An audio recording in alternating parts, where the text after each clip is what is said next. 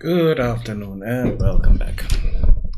So, I'm sorry for yesterday. I had other stuff that I wanted to do, and that kind of ate up a lot of time. And today I needed to do a few other things as well. So, let's see what is in here. What can we do today? I did play around with Niagara a bit, created a beacon, which I hope is showing up properly.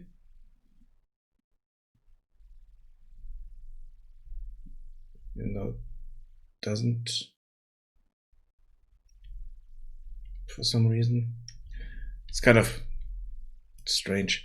So look at that. I did something wrong here, I think. I think this is too. So set to 4.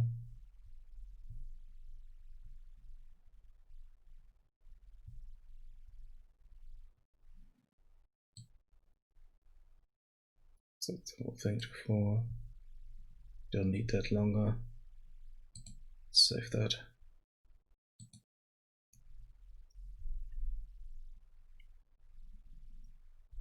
Strange. Now it's no longer showing up. We are not looking at it. It did before. Not sure what I changed there. It doesn't matter. I need to rework the particle systems anyway at some point. I have a few notes of things that I still wanted to do. Some of them are a bit more involved. One thing that I already have in here is that I added the blunderbuss to the guards, and I fixed a few bugs last time. We still have the issue that a lot of clothing pieces are not synchronized between male and female characters. That's something I need to look into and create them, but not today. I don't have enough time today for that. Let's see if we can get the leave the gate open, basically. So if we go, let's just start this and see what I'm talking about.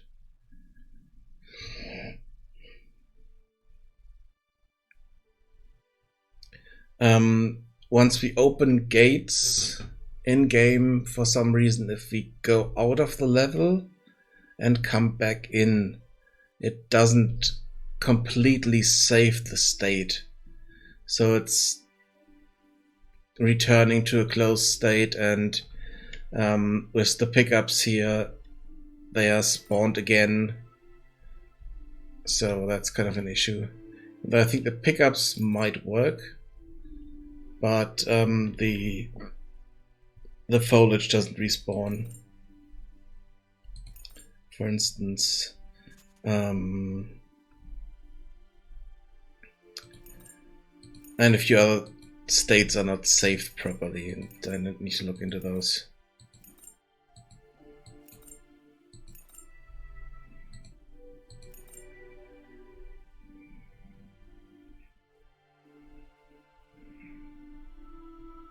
So if we run into town here,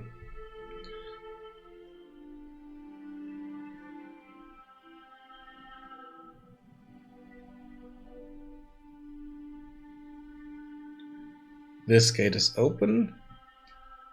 We start out, that's fine, but the gates on the other side are not open.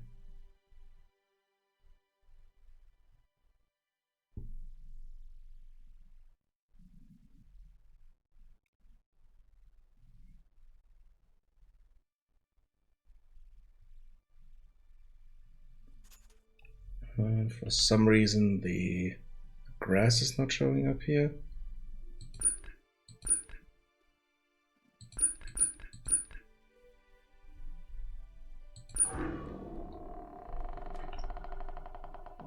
That's just a scalability setting that must have been reset for some reason. Even though it's showing up here, so it's... I'm not sure. This is the... it's part of the level, one of the tiles that's not showing up properly. This grass. But now we opened the gate, and if I'm running over here...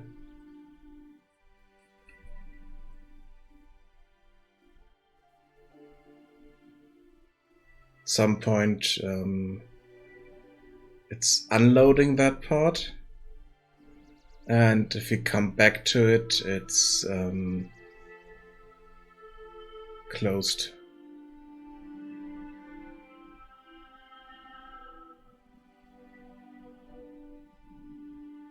And it should save that state somehow. So if we closed it if we opened it at some point, it should load in as opened again. And it's not doing that.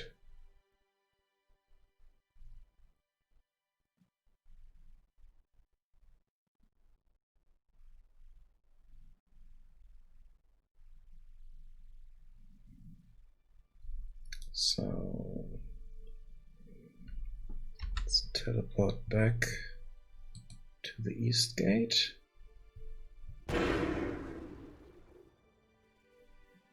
Okay, so it's still open, so let's run to the other side of the map. So that this level really unloads and would be loaded again.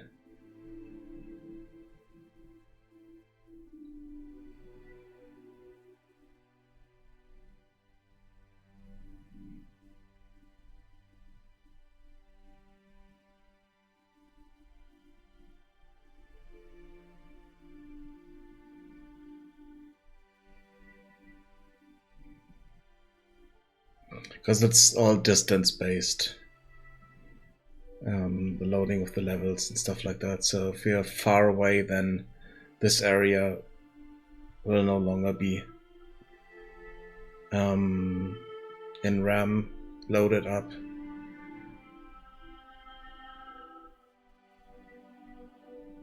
So we should be able to see what's going on. So let's just run over to the brewery. That should definitely be far away. Far away enough, I mean. So one thing that I still need to fix is the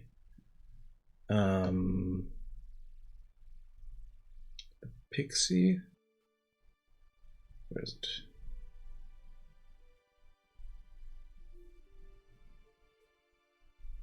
So this is the curve. So the pixie should be around here somewhere. Yep, there she is. And her dialogue is still broken. I'm not talking to her now because then I need to stop this. Because we no longer can remove the dialogue window there.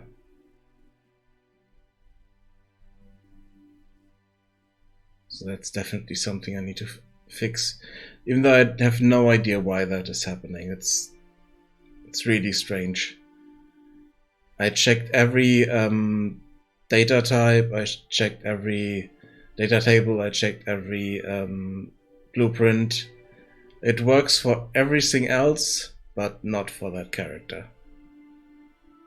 And the character is set up properly, so I have no idea why. And I just saw that I'm skipping frames. I have no idea why that is happening. Sorry about that.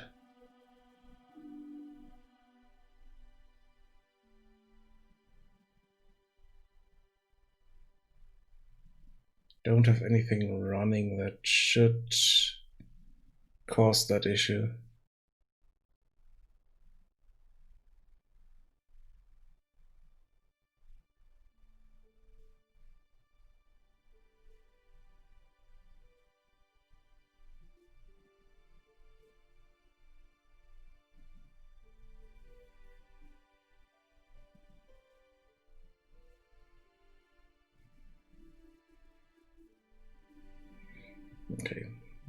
close to the brewery, and then we can teleport back.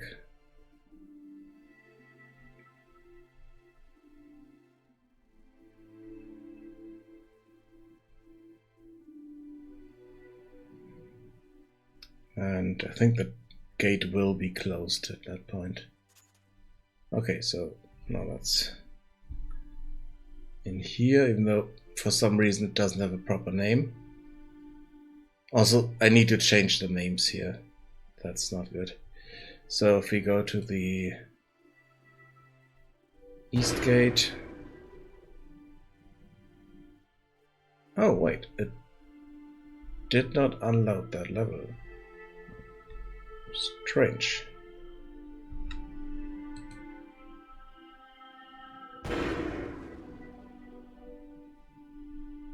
Okay. Then let's go a bit further away.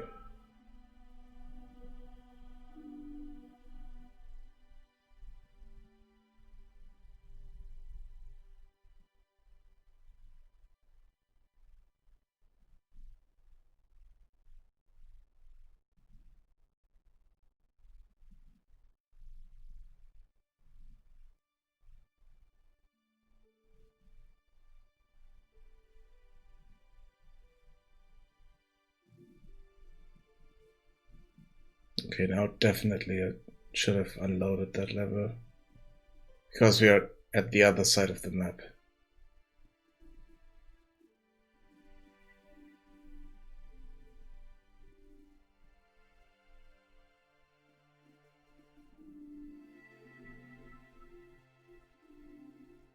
Let's see if we can get into the mountains here, but don't think that's making a difference.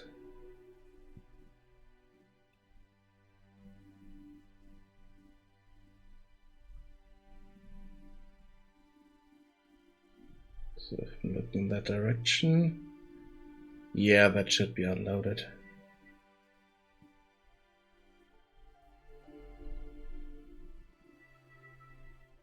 Let's go a bit further and then see if we see that issue.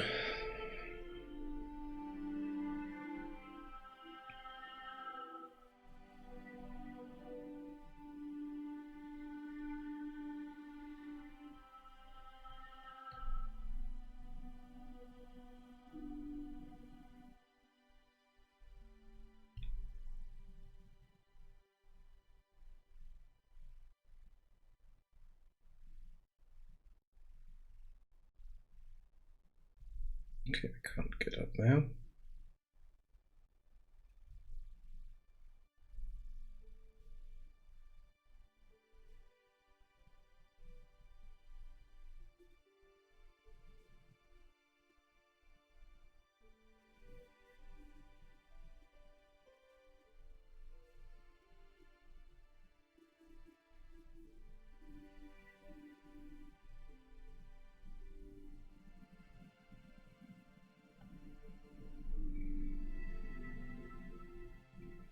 Okay, now we are definitely far enough away for this area back there to be unloaded. So if I'm teleporting back to the town, it should reload the level. Yeah, it's doing that. And we have an issue here. Because for some reason, we didn't have enough time for the level to load up. I thought that I fixed that issue. Apparently, I didn't. And we have a lot of issues here.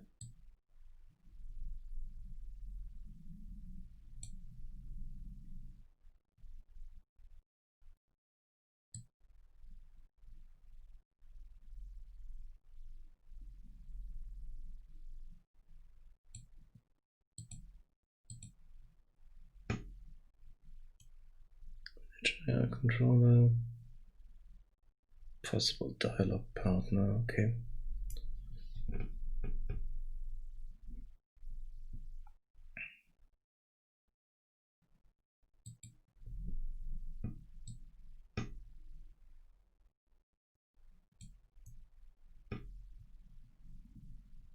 Okay, so that's strange because it should have been fixed. So if I look in here,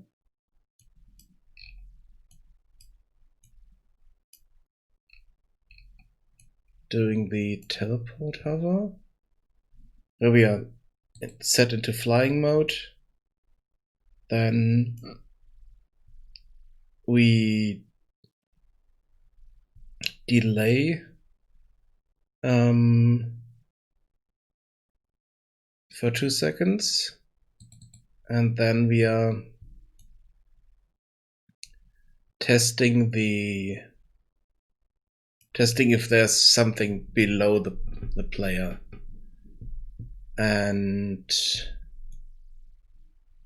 only if that's the case, if we hit something below the player, doesn't really matter what it is.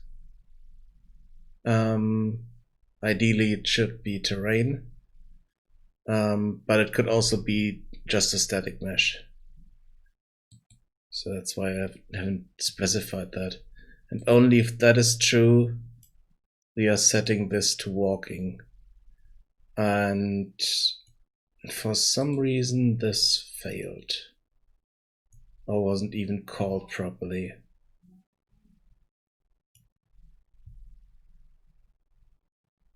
That's strange.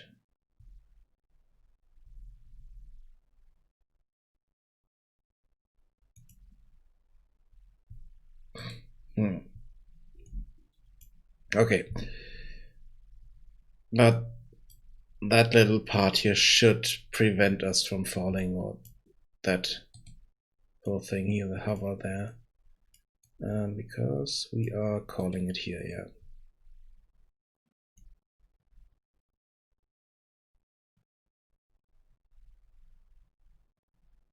So we're doing teleport. We're setting this. And then we are adding the loading screen,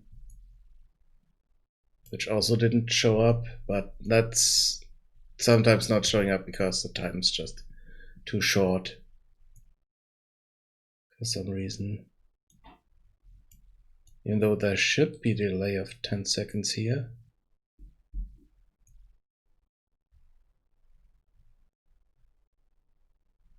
That's strange.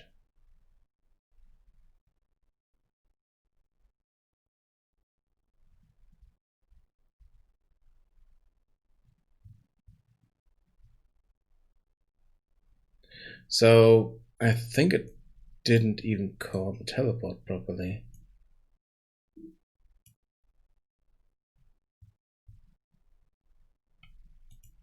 Let's see what that is.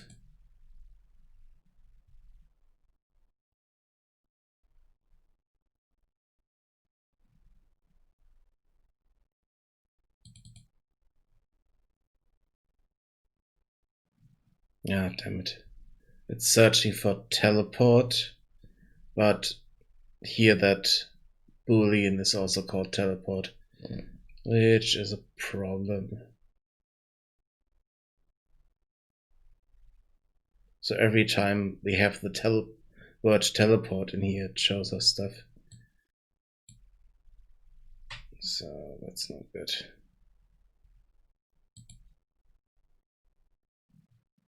So if we find results, then we get that. But okay, on background question, we have teleport.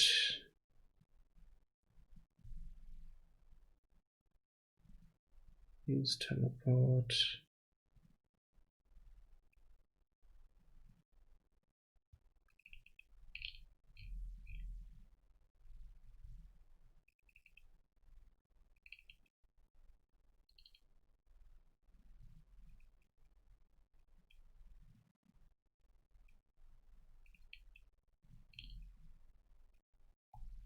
But by the symbol in front here, I can see what kind of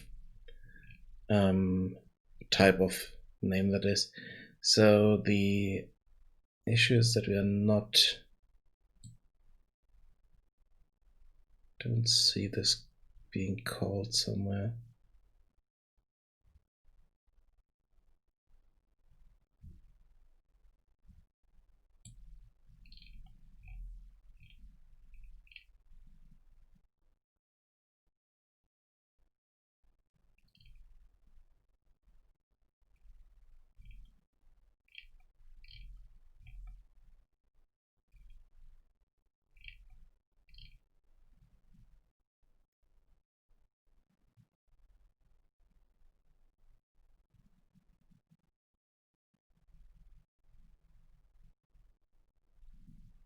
So the combined in-game UI, that's the point where we select the teleport locations. So let's see.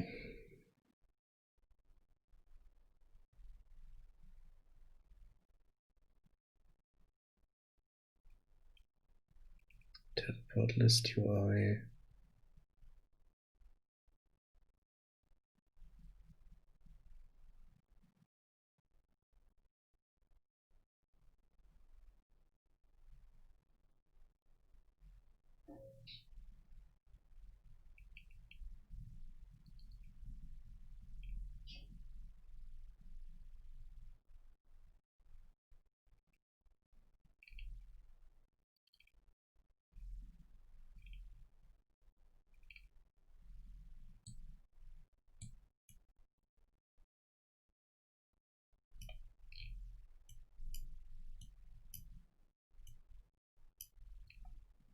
It's just called teleport.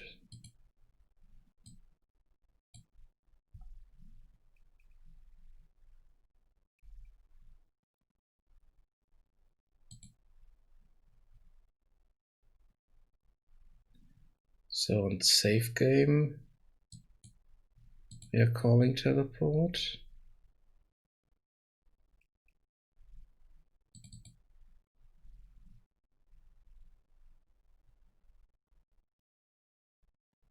Yeah, here we are calling it. If we load a game.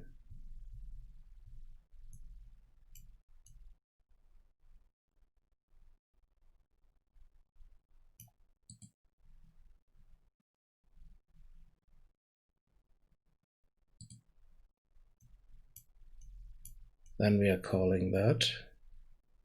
But we are not calling it when we are teleporting in the world, it seems.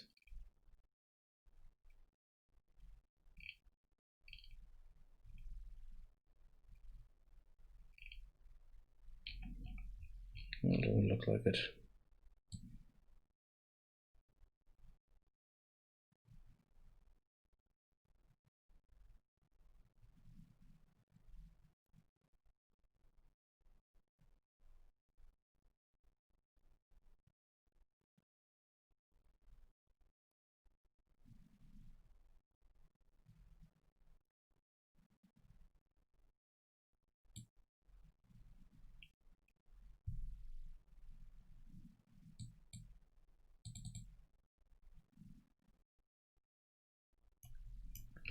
So let's construct an init.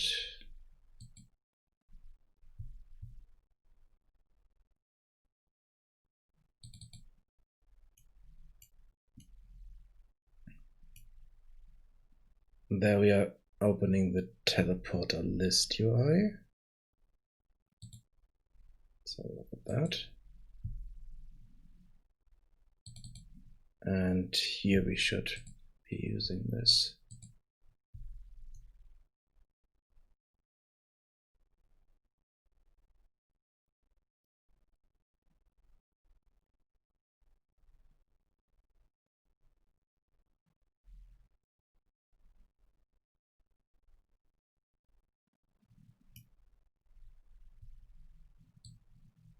Okay, so here we have an issue.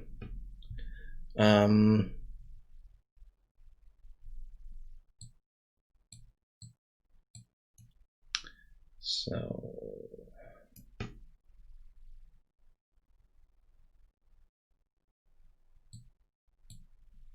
let's change that. So we do want to have the sound, we want to have the emitter here, that's fine.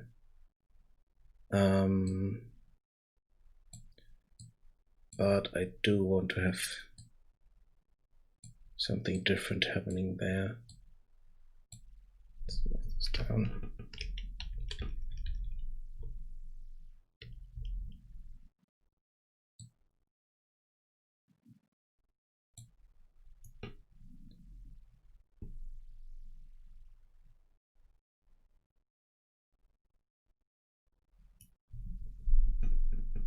No, wait, set actor. location, that's the target location of the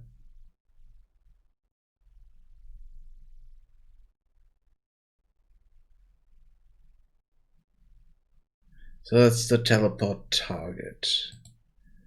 What we do want here, it's not just setting the location here because that's not quite what I want there. We don't have a parent reference, player reference here, so let's get one.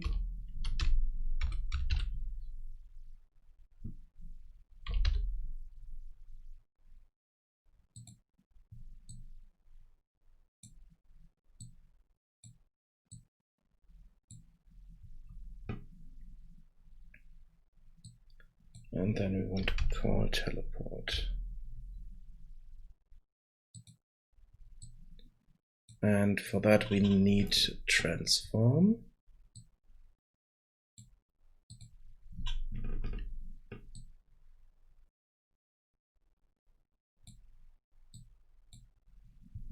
So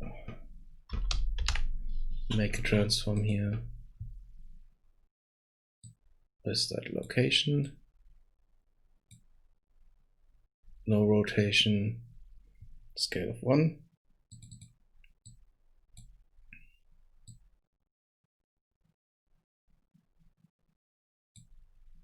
And then teleport to that location.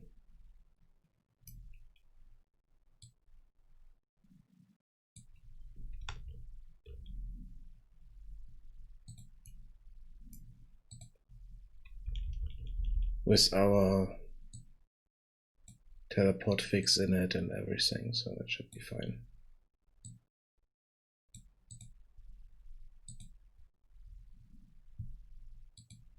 Check that out. And the other thing that I need to check is the combined in-game UI. This one here.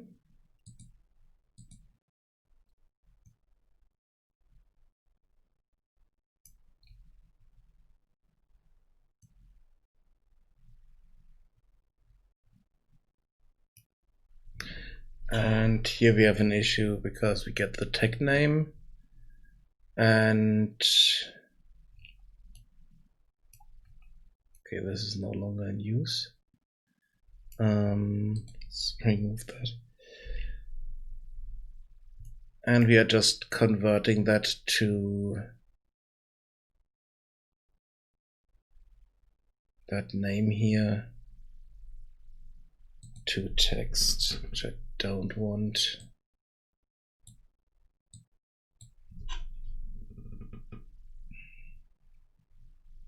Do select.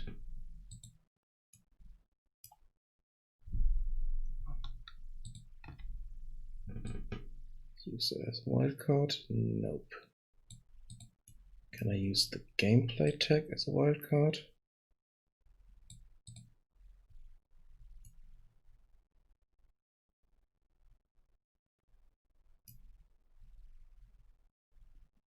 So what is this? It's a gameplay tag structure.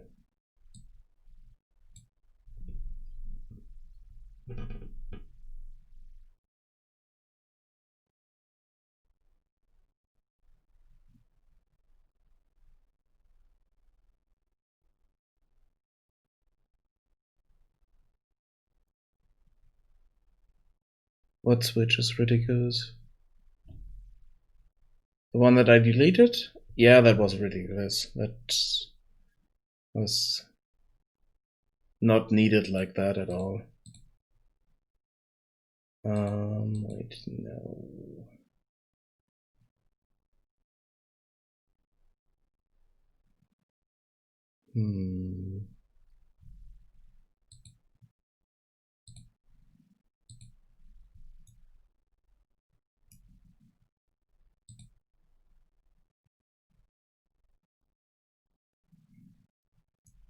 problem is that some of these locations do not have the proper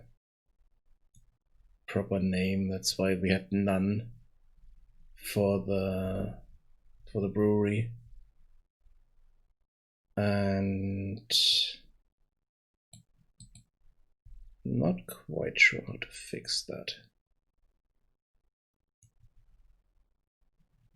So I'm using the... Yeah, the thing is I'm using a map here with gameplay, tech, structures, and vectors. And what we would need for that is also kind of a plain name for each location.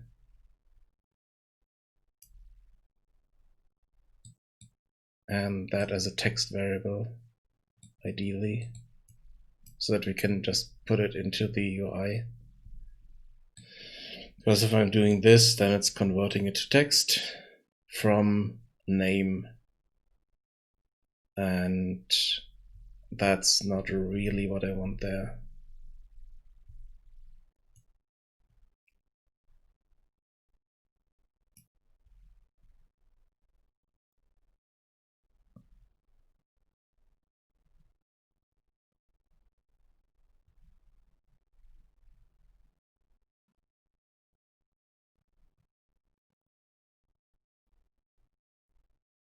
Okay. Not familiar with them.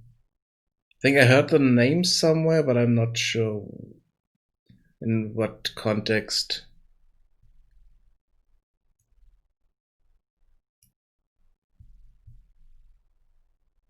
So I need to find a different solution for this. Maybe I need to change the data structure here to a struct where I have the gameplay tag, the location, and the name, and then just have a list of those. So I'm not sure.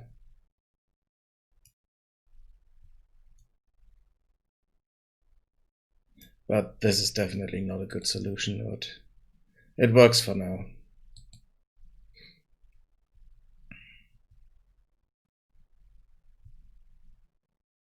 Even though...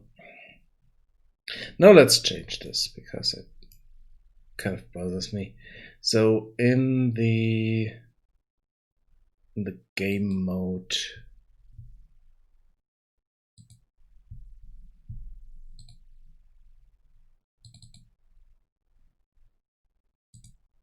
we are saving those locations.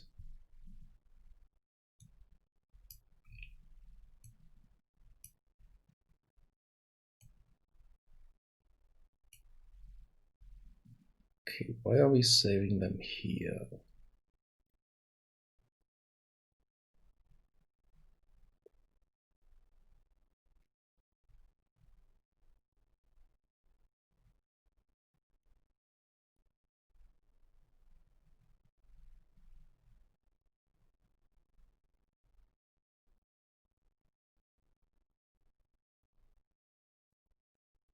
Okay.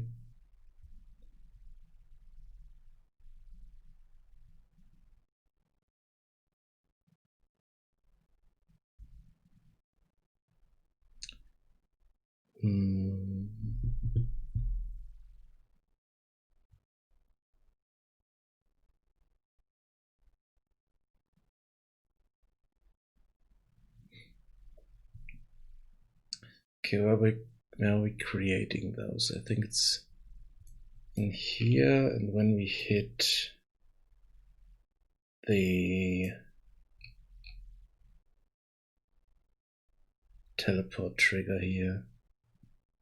So we're adding that to journal, quests, date quest list. Okay.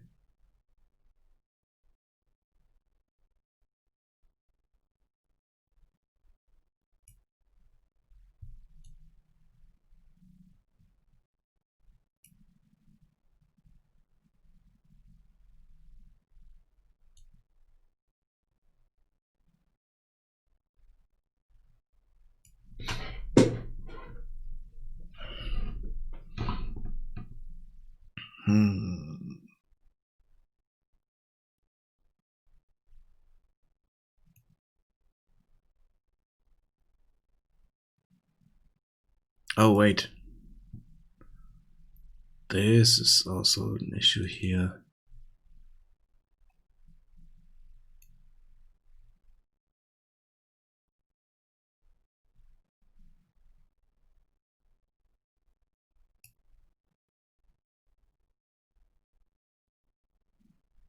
So if that's not even connected, then we have a big problem.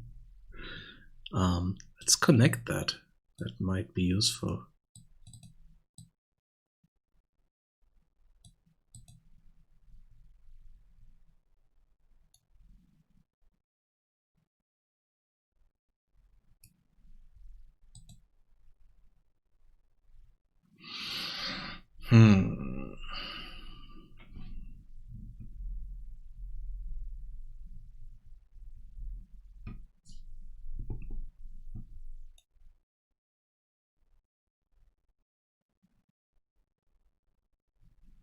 We're updating the quest list.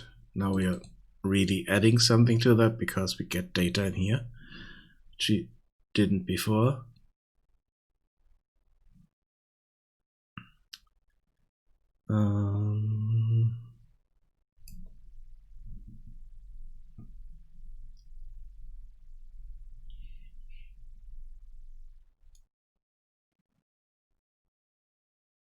So if we do not have the do not have the quest, then we are doing the and we're adding it to the quest list. It's fine. What does the quest list look like? So it's the quest ID, which is a tag, name, and description. Okay.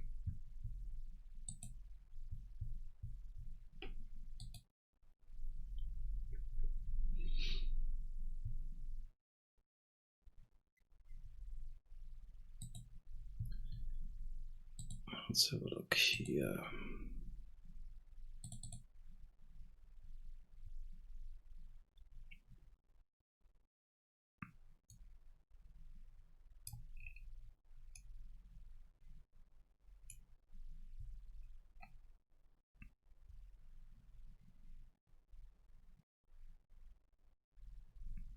Okay, that's the teleport target,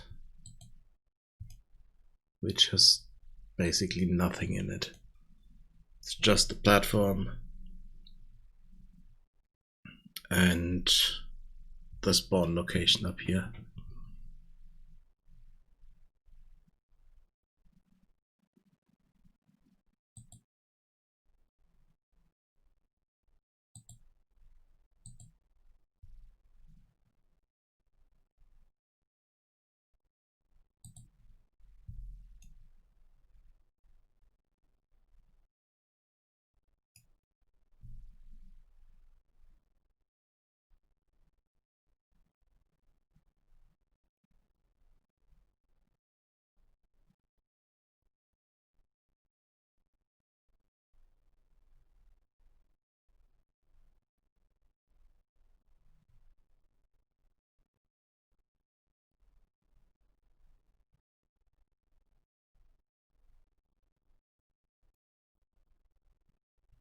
Yeah, the name we set from the outside, yeah.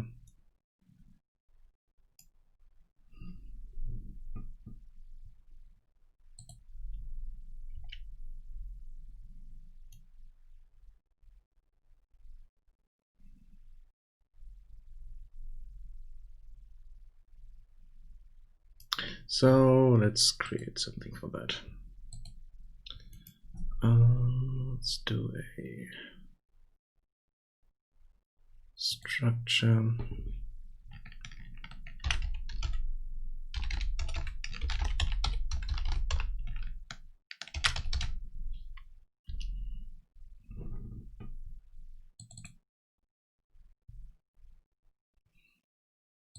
And here we want gameplay check.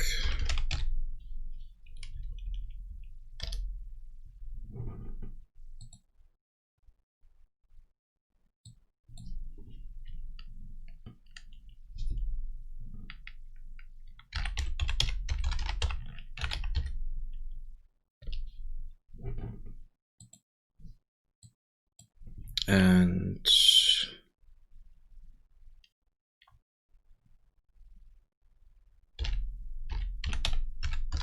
let's get a location name here. And this is a text.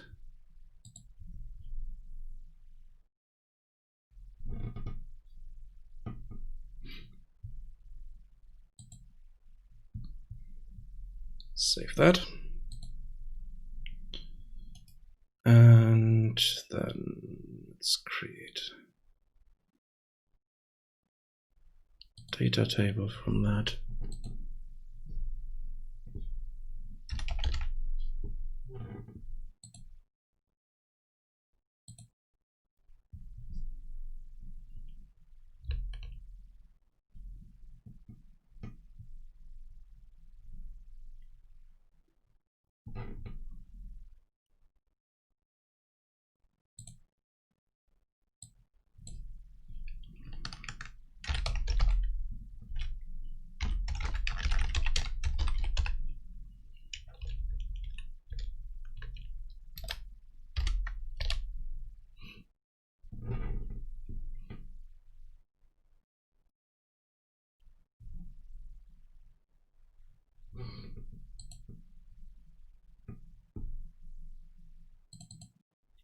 Okay, let's add something in here. And this would be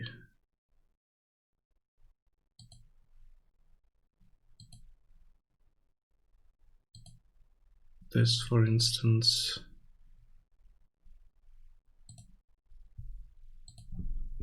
And this is the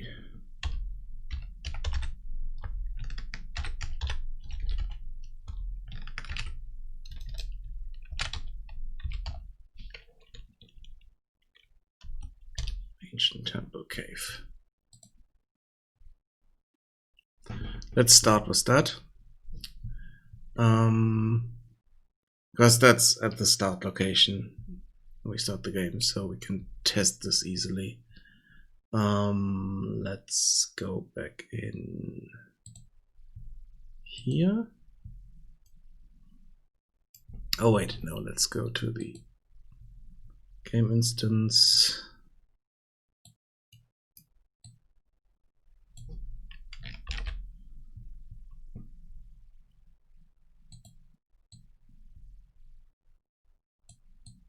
Copy this stuff. Create a new function here.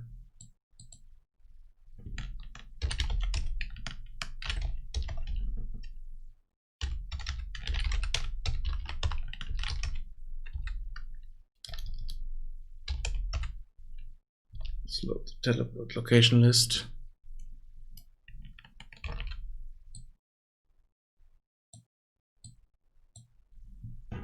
Let's create that.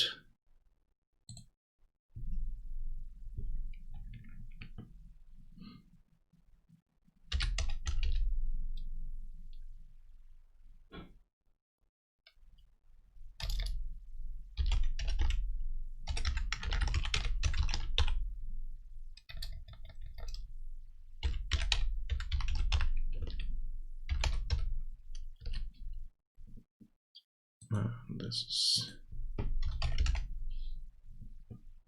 teleport location data.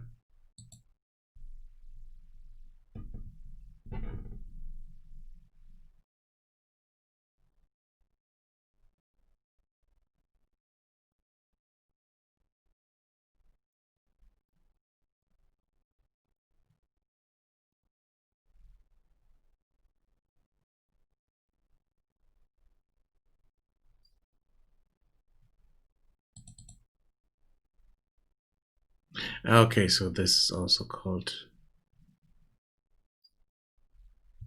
Okay, let's change the name. Location data list. That should be fine. It's an array. It's there.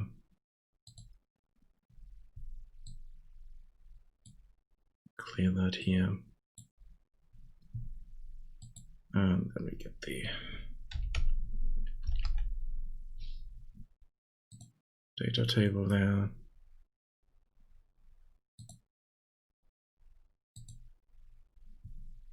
Set it here.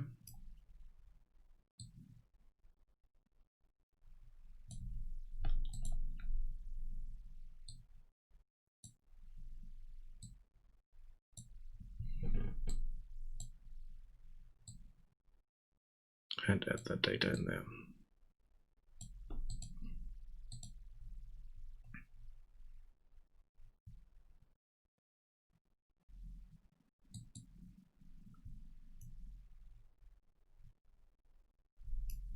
And in here we need to call this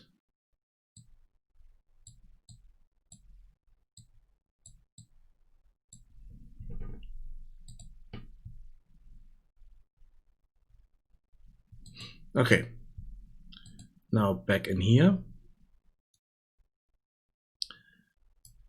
I can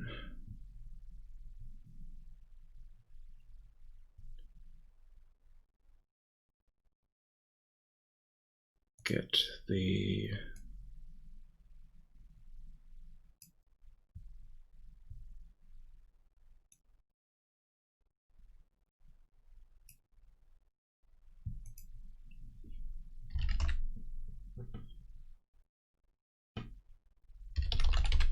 game instance.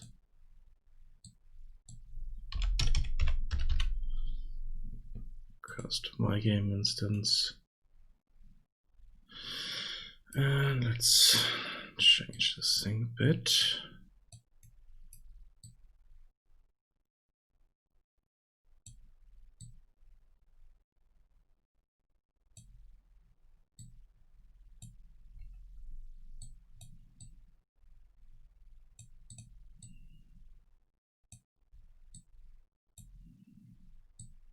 Promote that to a variable.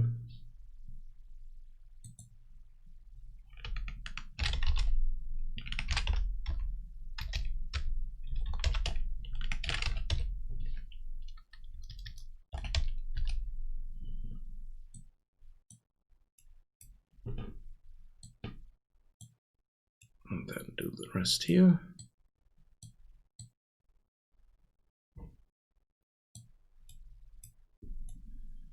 And here, when we want to look up stuff, I want to get the,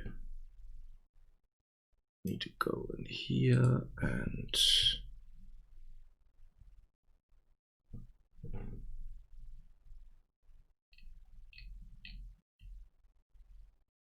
create a function.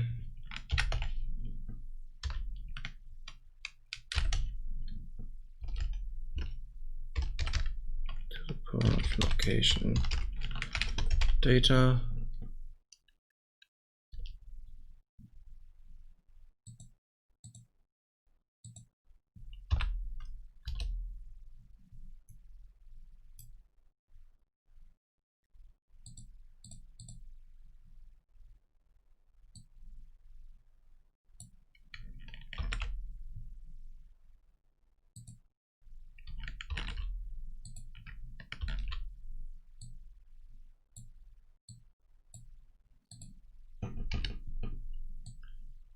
Similar to this, so it's, I'm copying it here.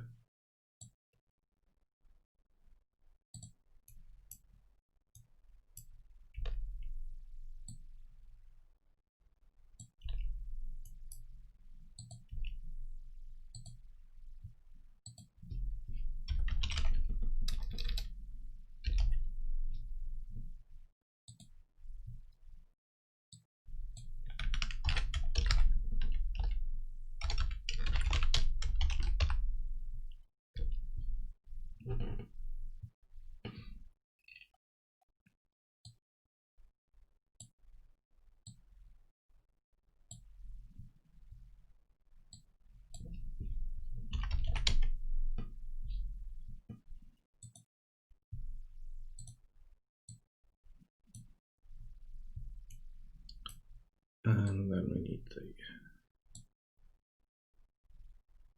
the tag here. Oh wait, no, not as an outside.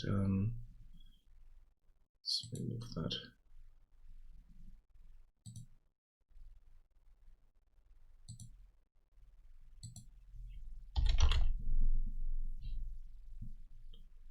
Gameplay tag.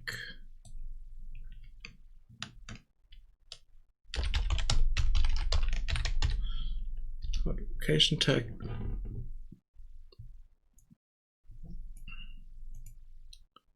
Compile.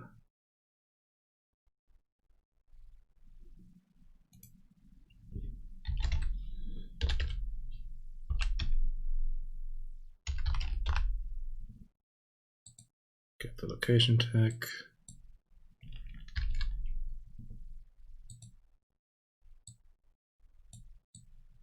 So if that is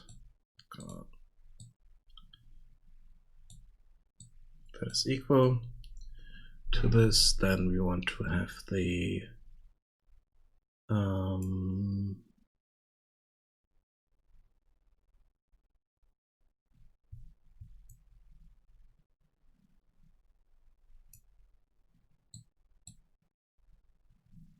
let's promote that to a local variable.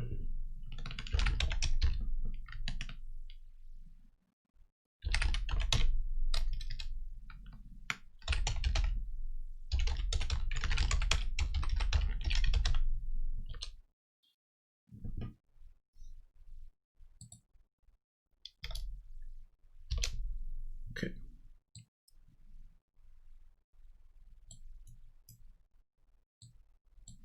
You want to set that here.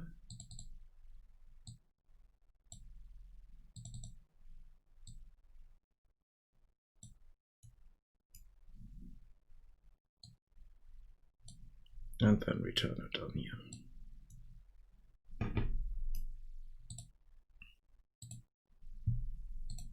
Compile that.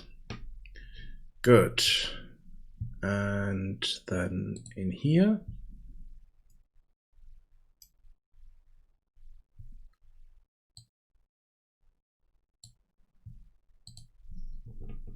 we don't need this. We just need to get the tag. Let's need to get the. And here we want to get teleport location data.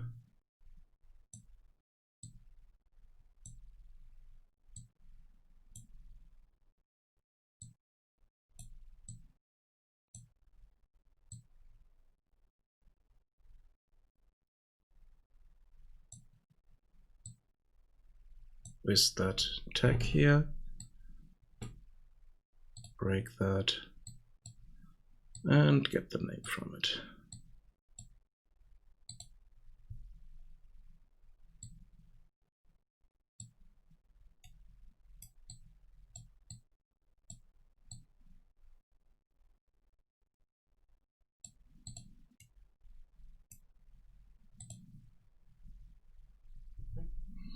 Okay, let's see if that works.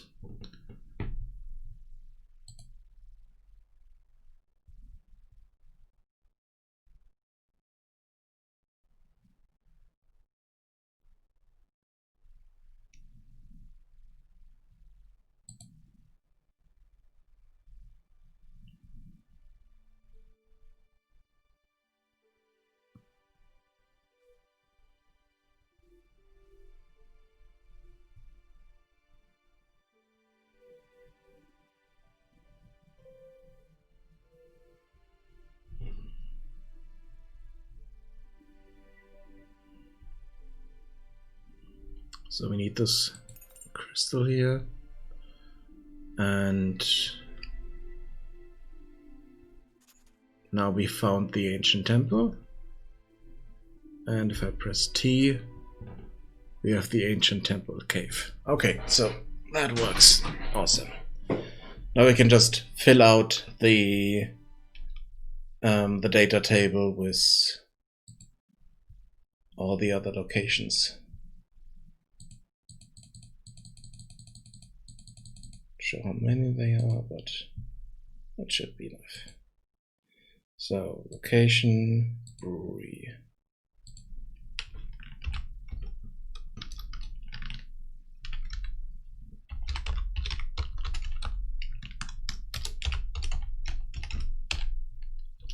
This is the Steinheimer Brewery.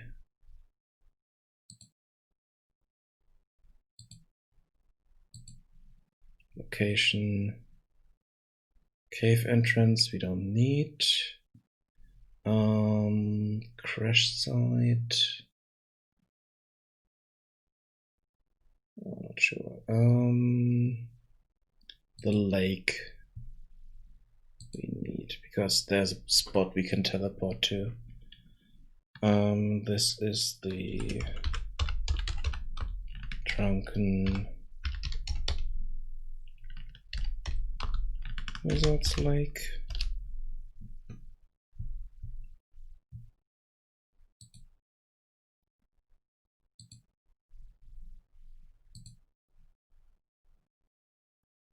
Then we have the mine.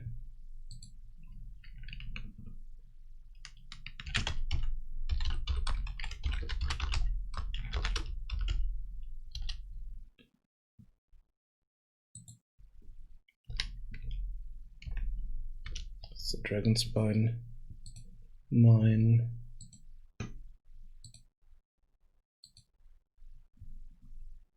Then we have the town.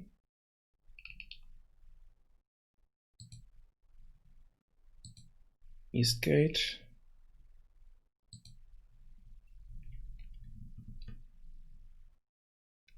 Do we have a location before that? Let's check.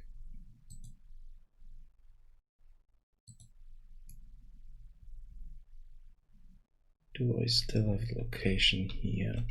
Yes, I do have one there. Okay. So that's for the town location. So let's change this. Give me a moment. I need to take a short break.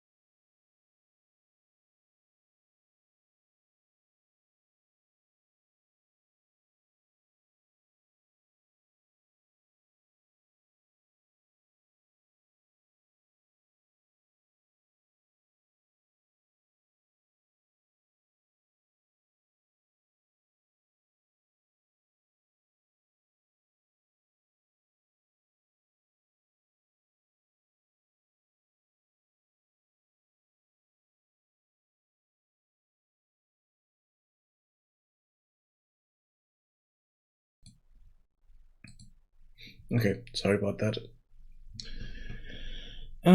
This is the town. Let's just call it town. Oh, let's call it town Westgate.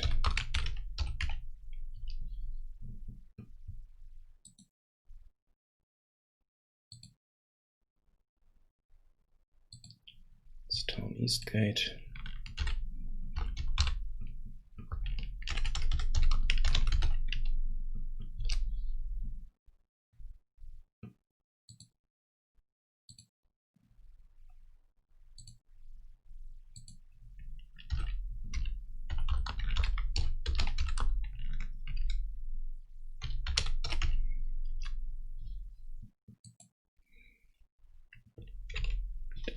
T in there.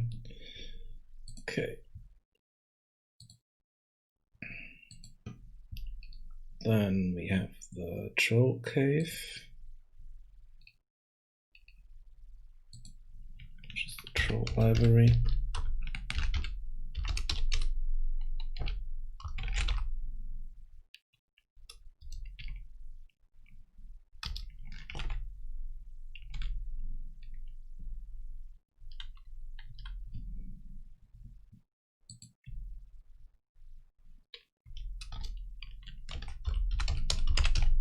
Troll library entrance.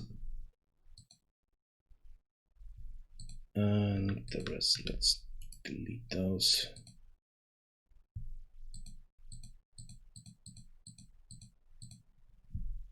And save this. That should give us the locations that I have there for the moment. There are more locations, but most of them don't have a teleport spot where we can teleport to. And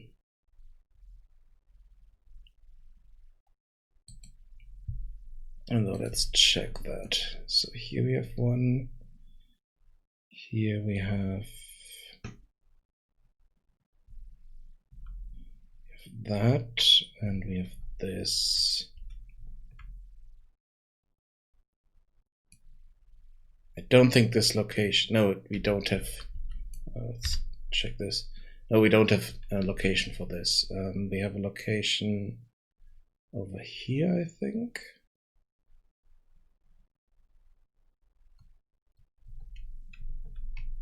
But we don't have a teleport spot for that. No.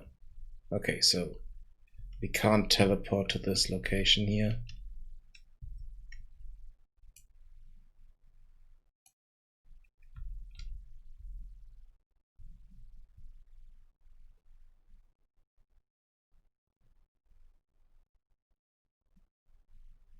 And we have a few other locations that are similar to that.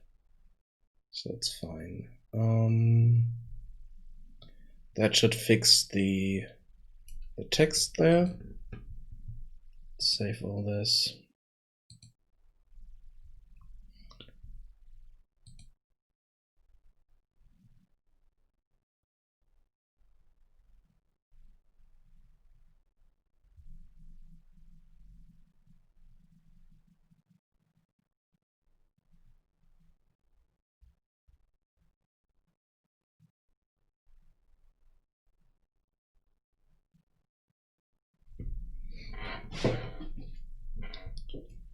Okay, then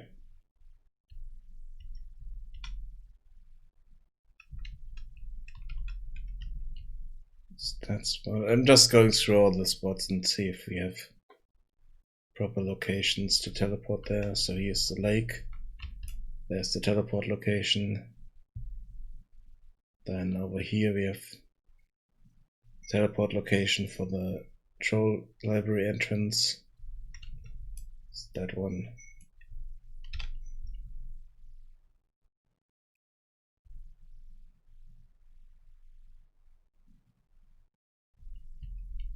We have an encounter here and a journal entry, but no teleport location. Same thing over here.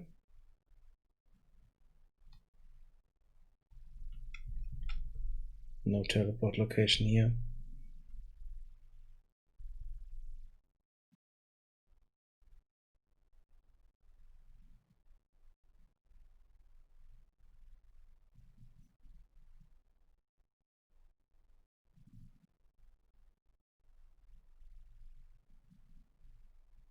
when the next one is over.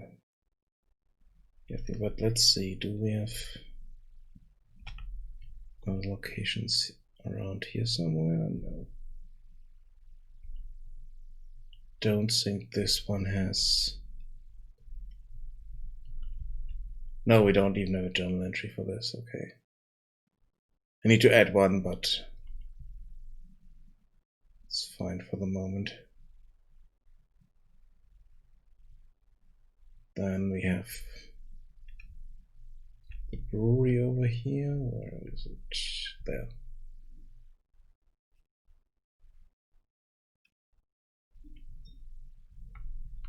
Here we have the teleport location, and this is the exploration trigger.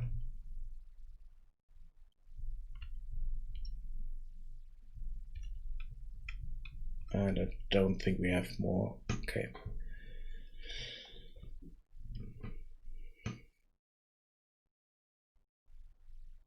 So that should be fine now.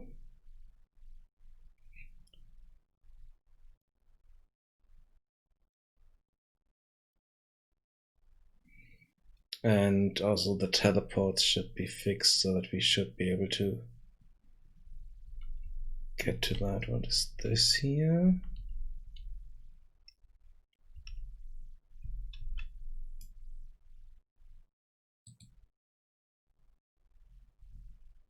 Oh, that's just that's the runestone. Okay. So that's fine. Here we also have the teleport trigger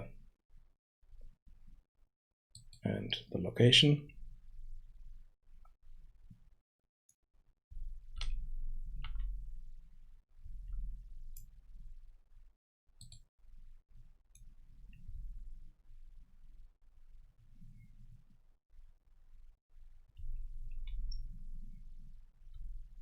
Okay, so let's test that part and then figure out if the save properly worked. Or let's figure out a way to save the state of gates and stuff like that. The thing that I originally wanted to test and figure out, but I stumbled upon another bug. Okay, let's pick up this. I also need to remove this sword because it doesn't need to be there. Let's run here. Grab that, good. Let's open up the gate and then run to the other side of the map.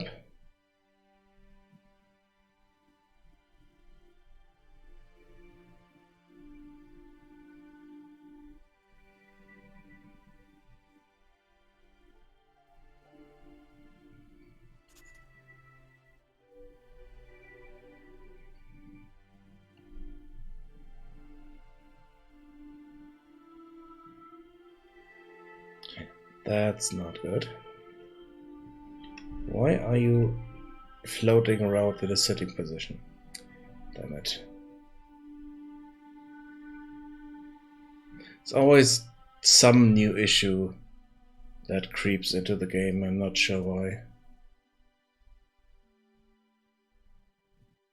Now the issue that the grass is not showing up in this area here, but everywhere on the outside. It's a bit strange.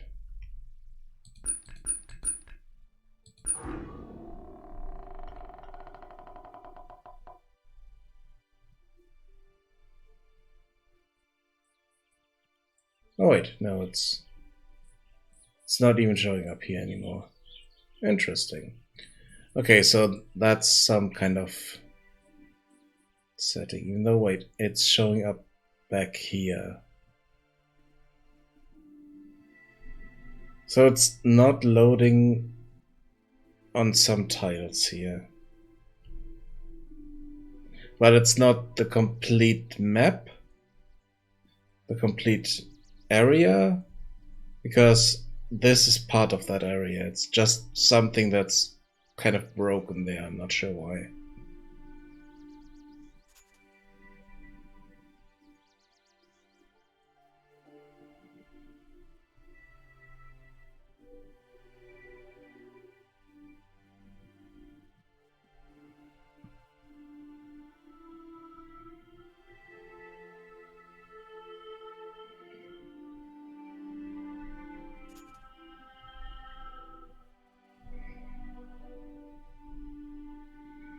Yeah, here is also another thing that I want to fix.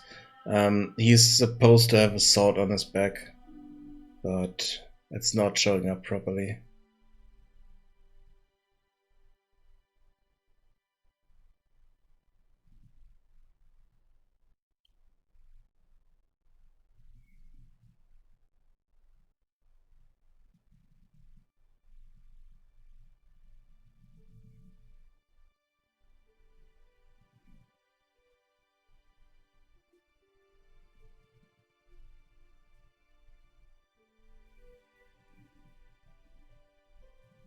Just run along here and get to the brewery, then past the brewery, so that we actually unload this area here, and we can load it again, then teleport back to it.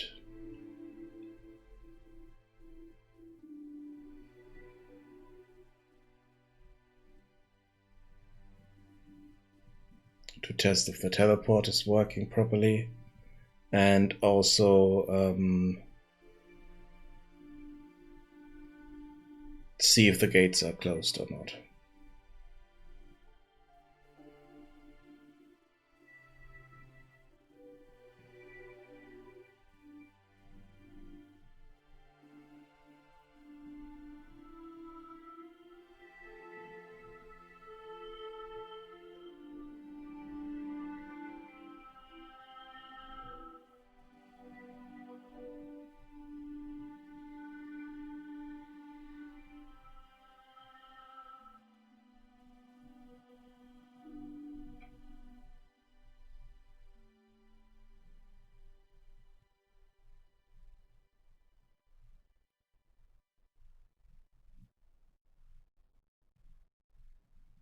Should be the way to the brewery here.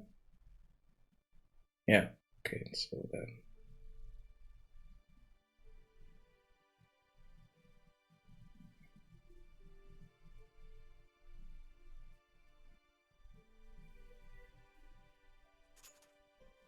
Okay, we have that location.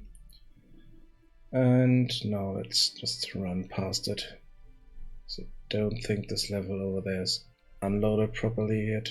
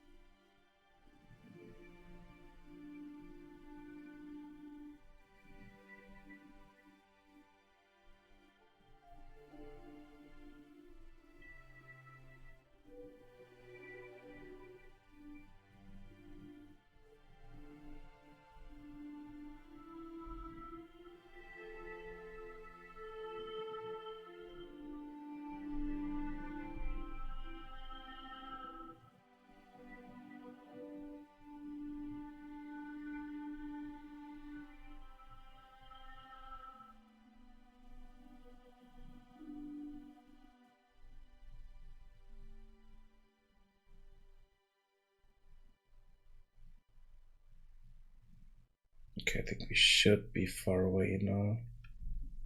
Let's see, it's a bit further so that we're unloading the area over here.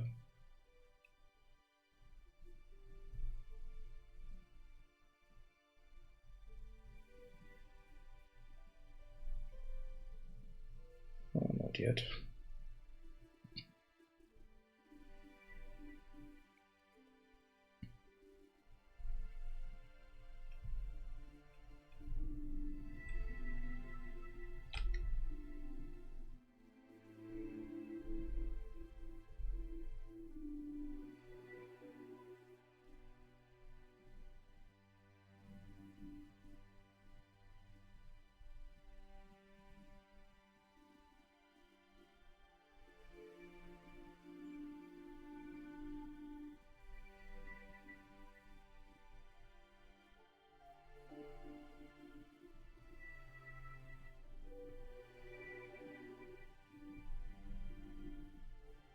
Okay, now this area is no longer loaded. And the brewery is barely loaded, so if we go a bit further, it should also be gone.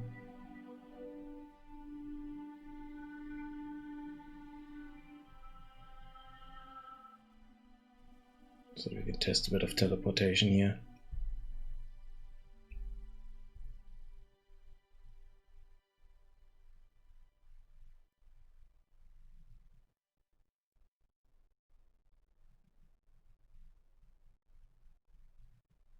Let's go down here and up to that mountain, and then we should be far enough for the brewery to unload as well.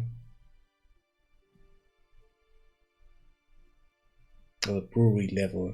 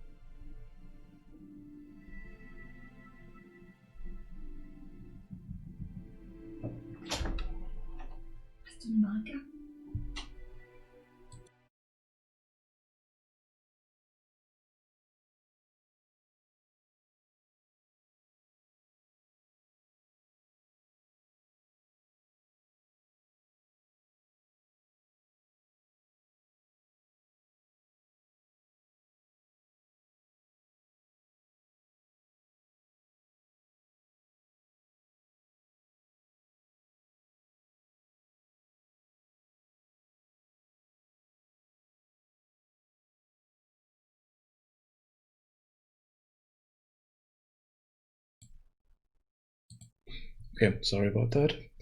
So let's teleport back to Market Square.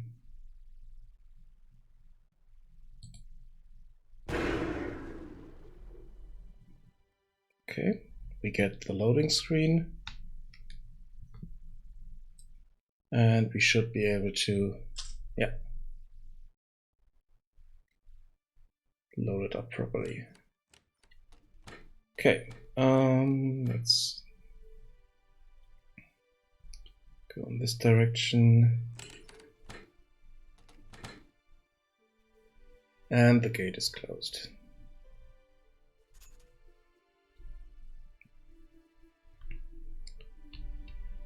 And all these reset. That's kind of the issue that I was talking about earlier. It's not saving the states of these valves and also not of the gate.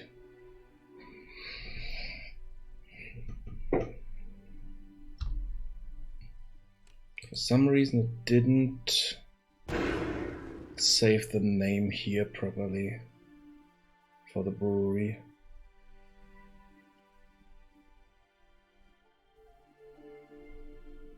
But the location is correct, so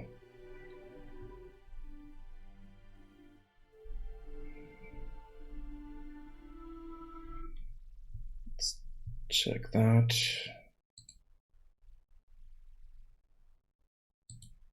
Location brewery, Steinheimer Brewery, okay, that's there. But we also didn't get a journal entry. Something I noticed earlier, so something is not quite correct here.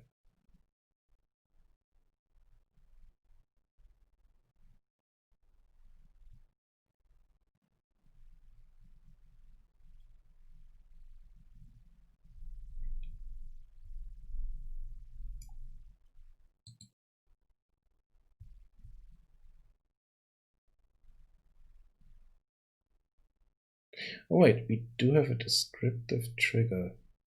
Brewery entrance. Exploration trigger. Okay, so that's not set. That's the issue.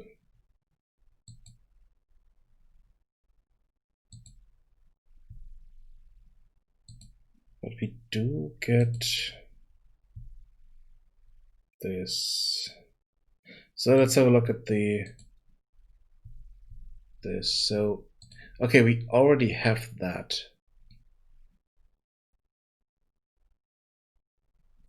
We just need to get that somewhere from the outside.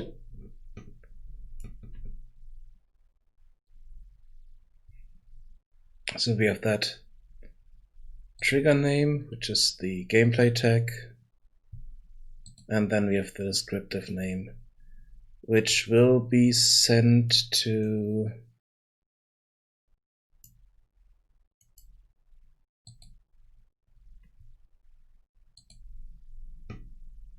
where is that used?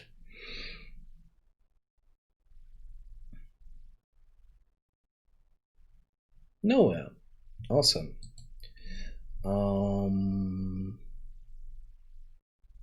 That's not good.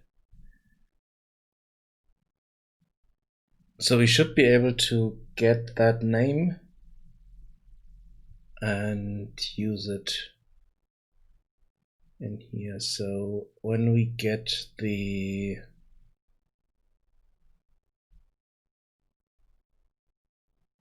we either remove it from here or we use it. We try to get it from the outside. But I don't think that we can get that from the outside properly. Because we don't have a reference to this saved.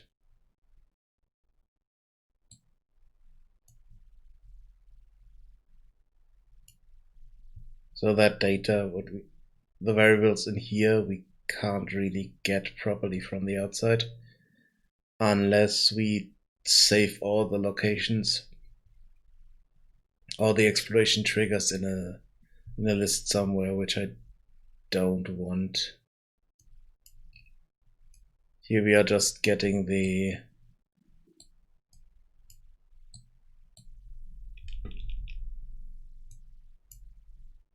here we're just setting the trigger name, which is the tag.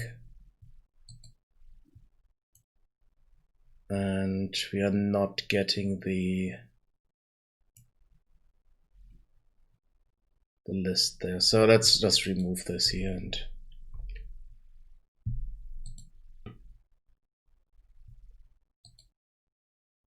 keep the system that we just built.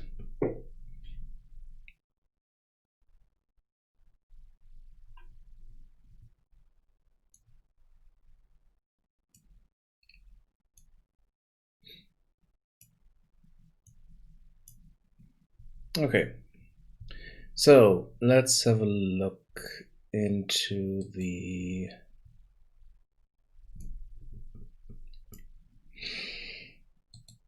puzzle elements here. And I think that's the combination log.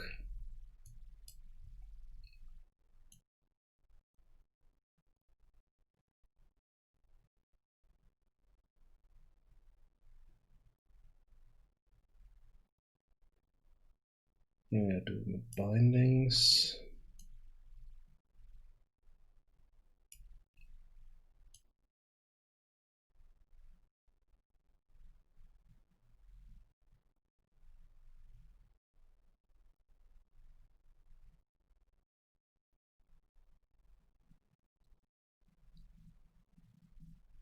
Okay, so for some reason we are not saving anything here.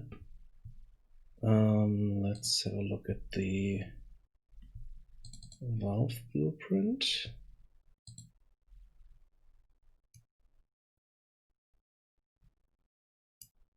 This has a restore event on it.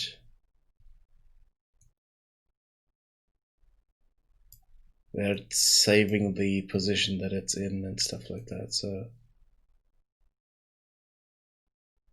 the problem is it needs to be called somewhere.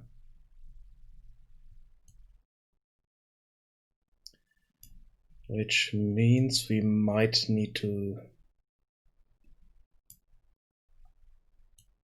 save all of them somewhere. So let's see. So if I click on it,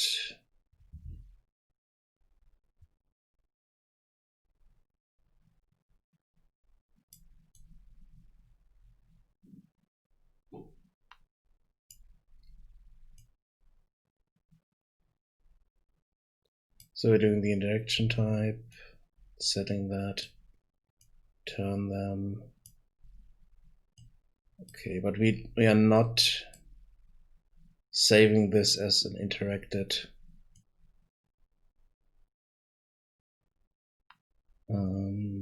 component here. Wait, here we have the check if interacted with. What is that doing? Okay, so we do have a list of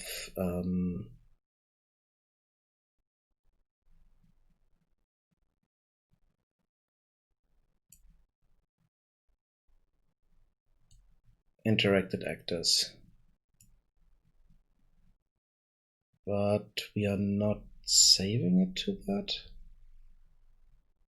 I think that might be the issue. So we are doing this, and then once we clicked it, we are not saving it to that. Let's have a look at the base class and see what's happening in here.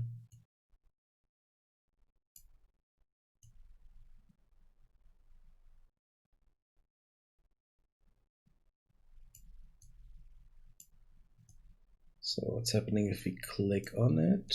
Failed interaction,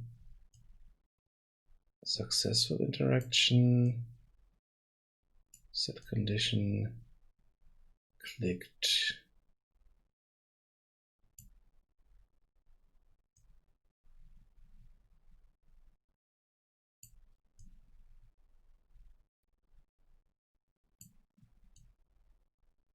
Okay, so we are not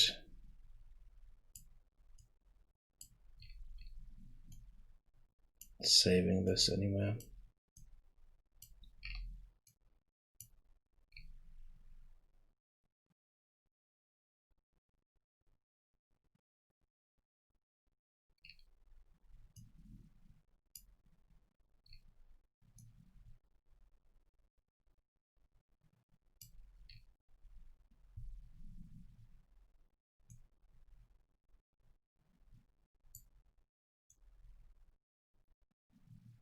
Set interaction type.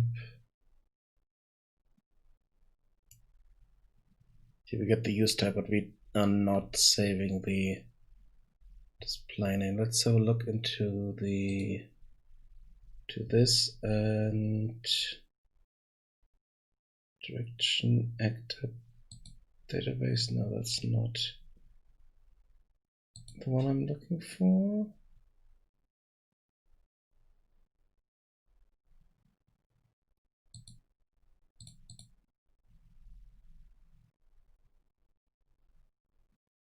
Save game blueprint.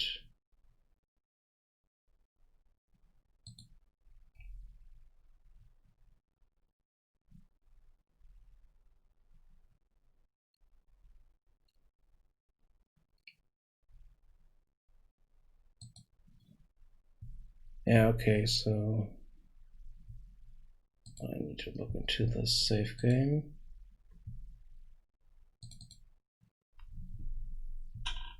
And save data in here.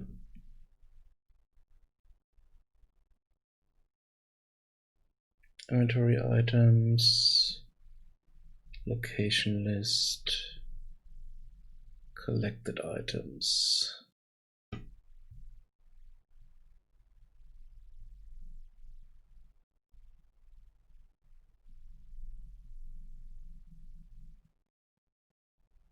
Okay, I'm doing one thing in here. If I look into the event graph,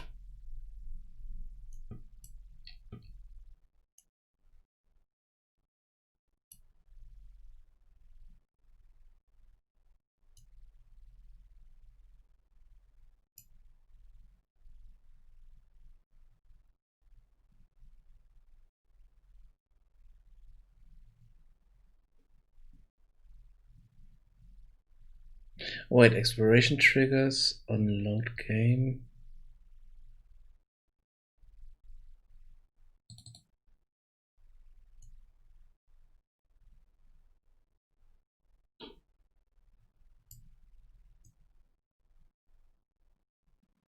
Okay, so here we are deactivating the collision.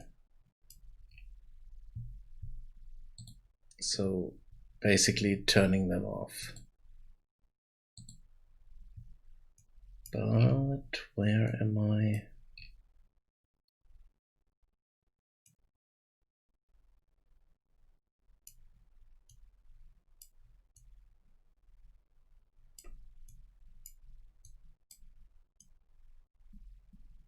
So this is save game.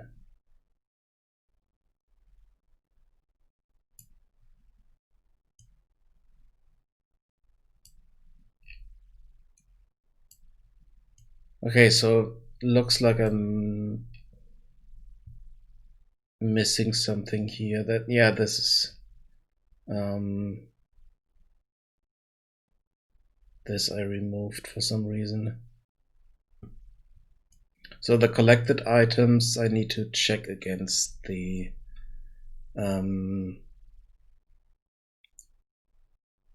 items in the world. And I also need to check interacted items, interacted actors, and then load those properly. The problem is I'm just loading them and I'm loading a save game. So I also need to run this when I'm doing the teleportation.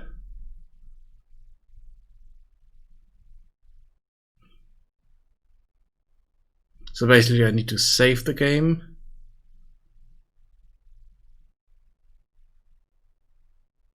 Oh, damn it. Problem is I have no idea how to kind of trigger a save game when a level is unloaded. Because that's what I would need to do. So every time I'm stepping off a level and it would be unloaded,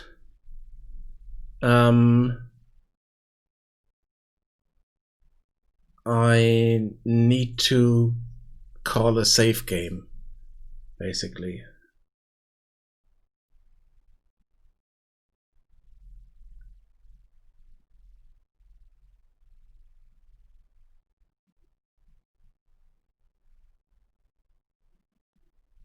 And if I'm loading in a new level, or if I'm loading a new level on teleport or whatever, I need to trigger a load game. Problem is I have no idea how to do that. Otherwise, it would be a lot easier to do the teleportation. Because then I could wait for the level to be loaded, and then when it's loaded properly, I can set the player to the right position. But I have no idea how to do that. Because I'm using not the standard level streaming, but what is it called?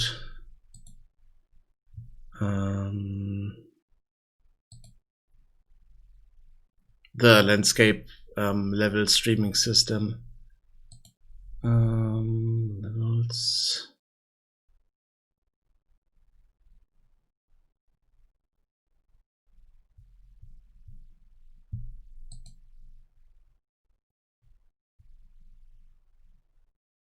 World composition.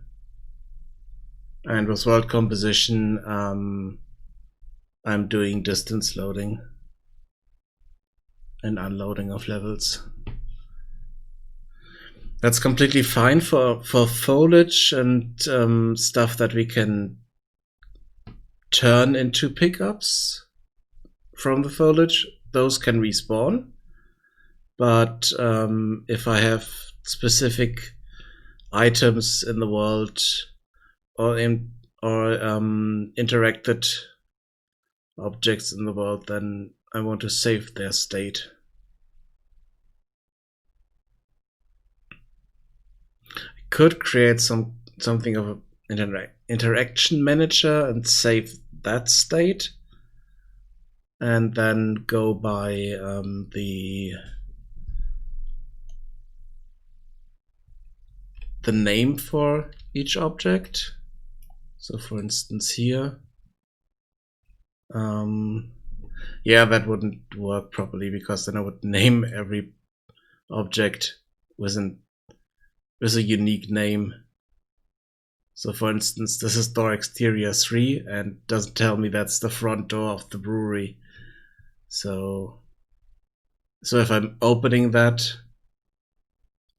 a load into another part of the map, come back, it would be closed again, because it doesn't save its state.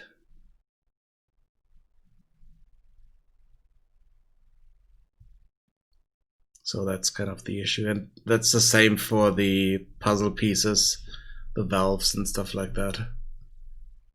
So I need to figure out a system for that.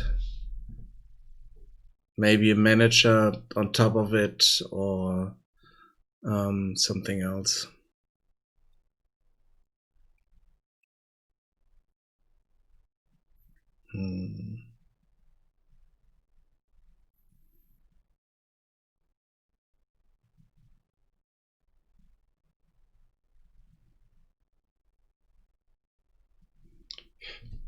Thing is, for every item that I pick up, I'm already doing something like that.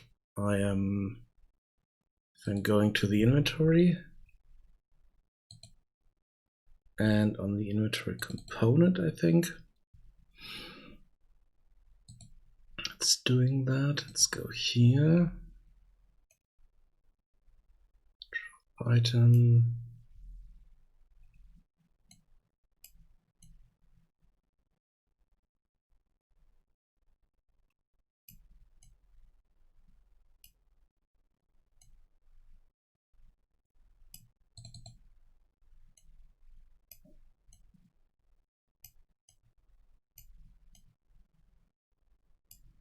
Nope, it's not there.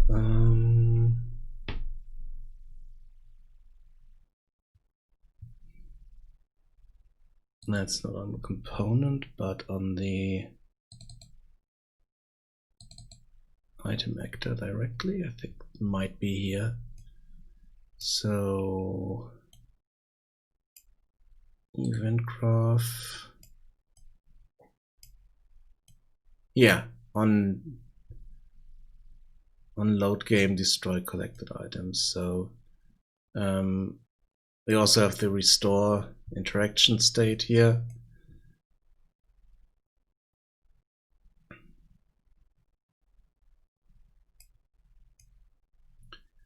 And here I'm doing the release item, grab item.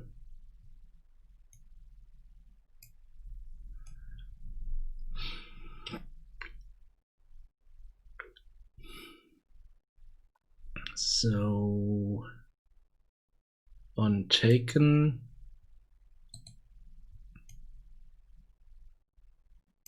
I'm adding it to the inventory.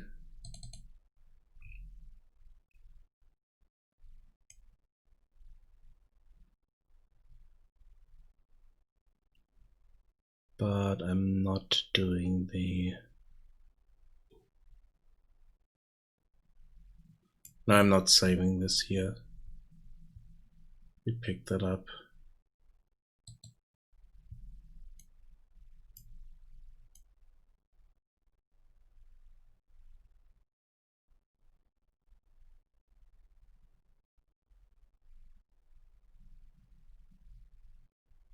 Oh wait, here I'm doing something. So add interacted actor.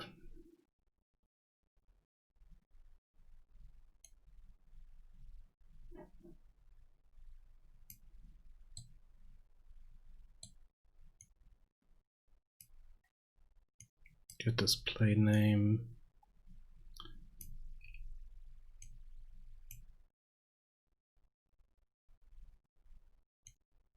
Okay, so here if we are moving them,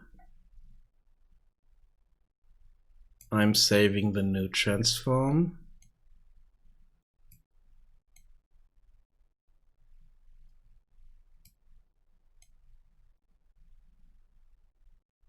But I'm not doing anything for pickup.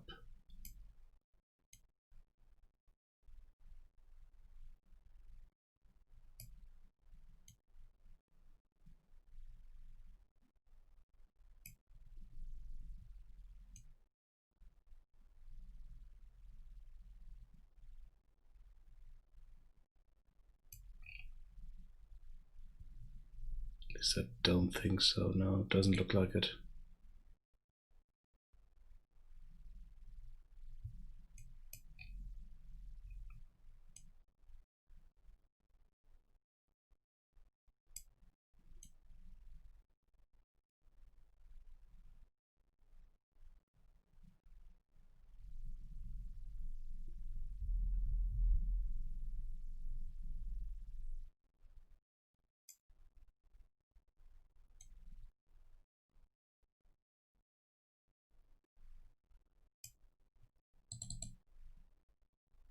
Oh wait, here.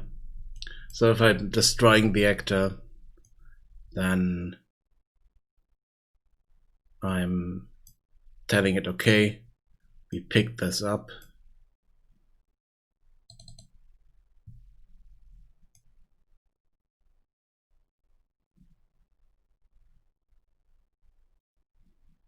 So it should save it somewhere. So that's the collected items.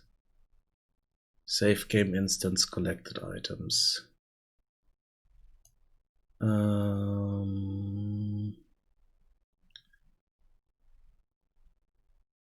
Yeah, the problem here is that it's not.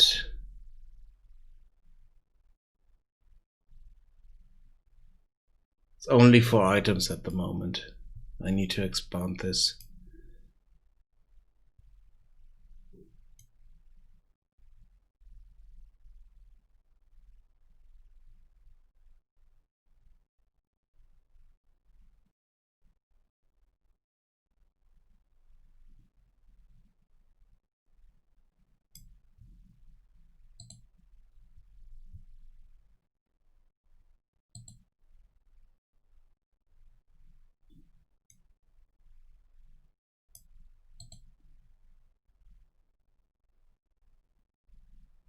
Parameter here.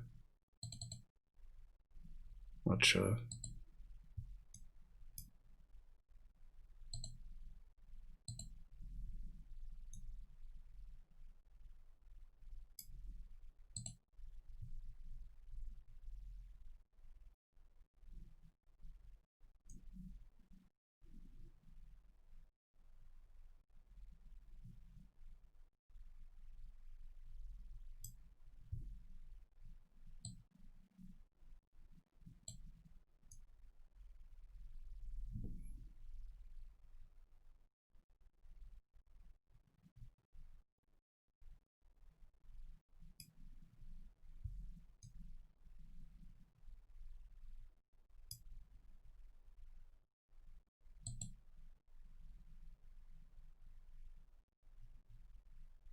Okay, I think the name is misleading here. Because that's saving an item state struct, and that is saving the item state, the transform, and the name. So yeah, the name is just misleading, so let's change that. It's not collected items, it's interacted objects.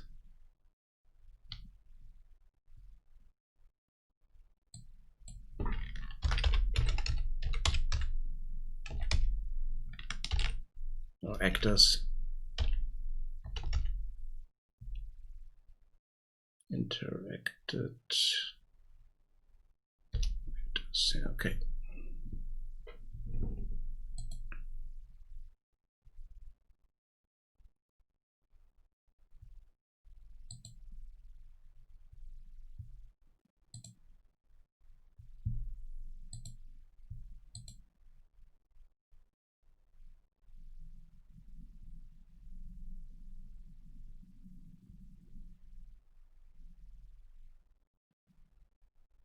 And I just need to add that state to the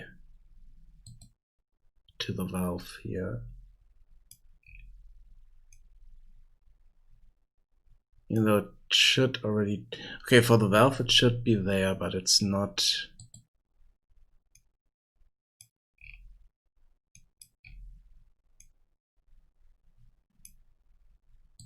Wait.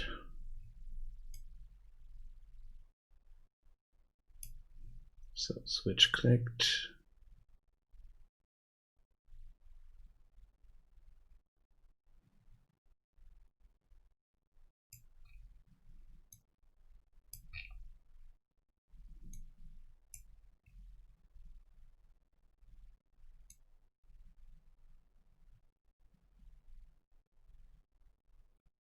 Yeah, we are not saving this state here.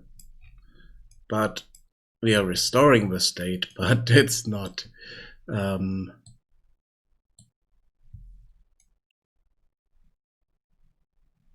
parameter, current position. Okay. That's the parameter for.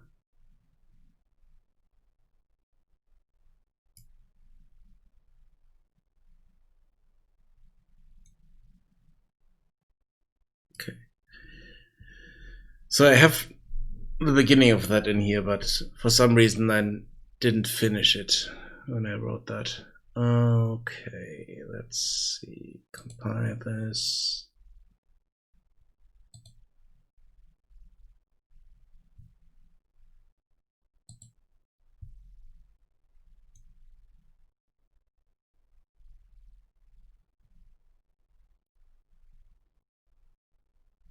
This base item actor.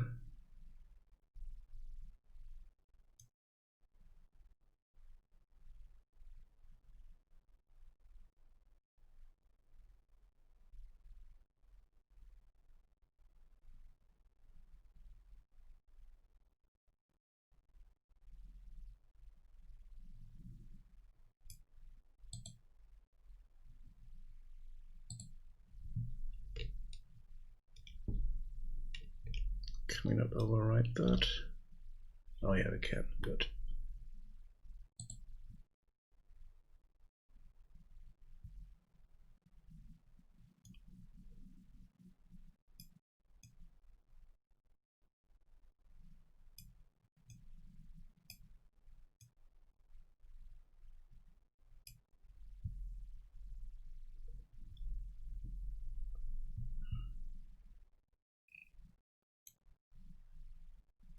Okay, so this one is saving its state properly.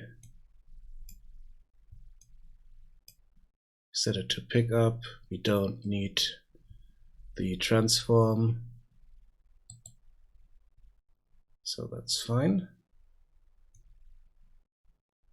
And then we just destroy it.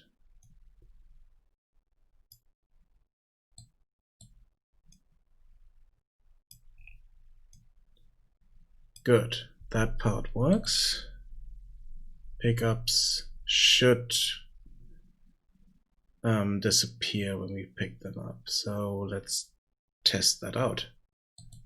If that's actually happening or if it's not saved properly. So let's do a new game with our tutorial. Then pick up the teleport crystal, save the game, and quit and load the game again. Or run again and load then.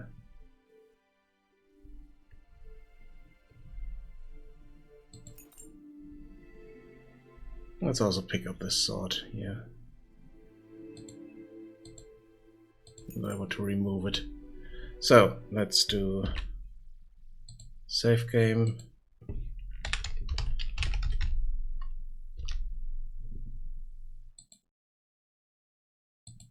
Zoom and quit. Load. Resume. Save test.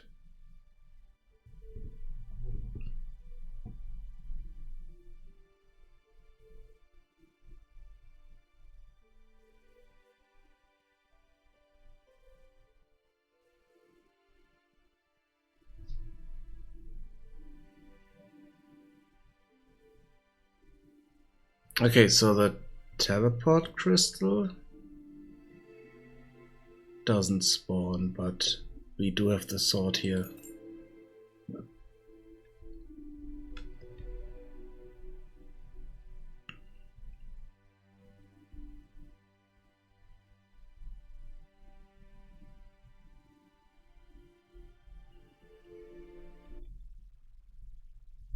So it didn't quite work the way I wanted it to. Now let's double check something.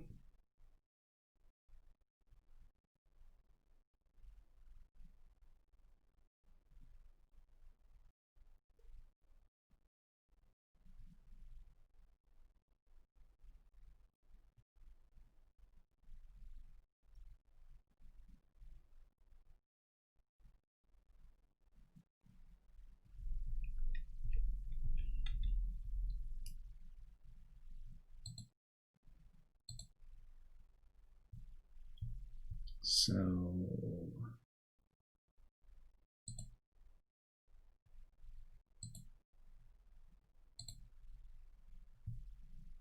what level are you in? So that's in the town.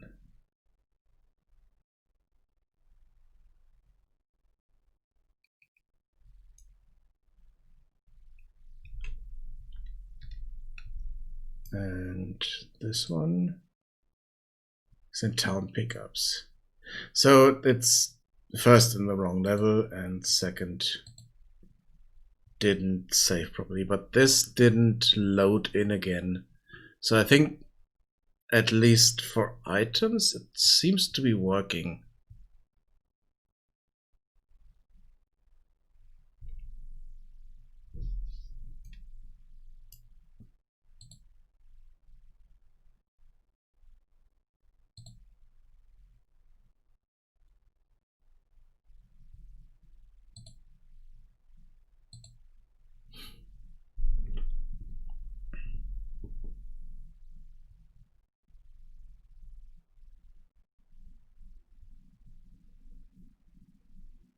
So let's see.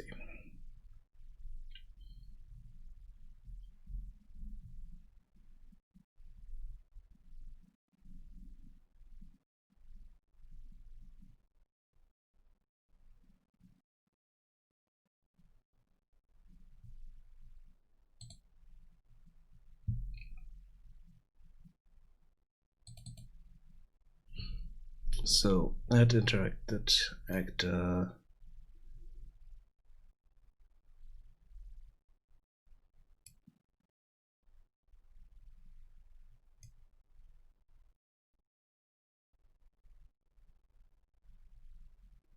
Okay, so here we are updating all that. Then we return. But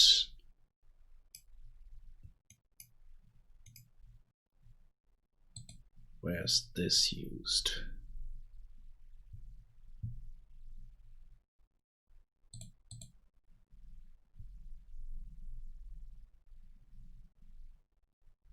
Okay, so here we are checking the item name.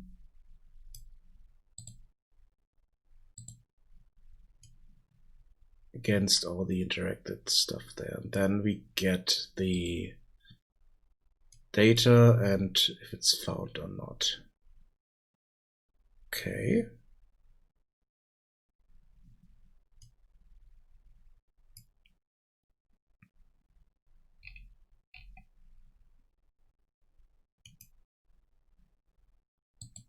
Where's that used?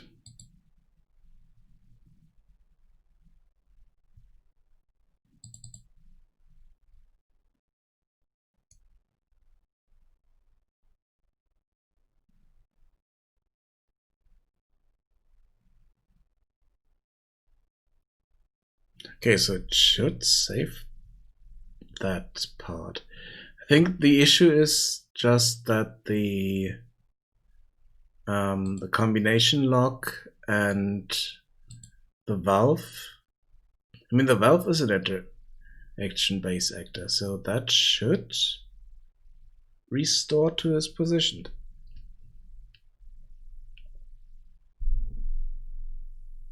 Why is it not doing that? I think the issue is that I'm not saving the parameter here.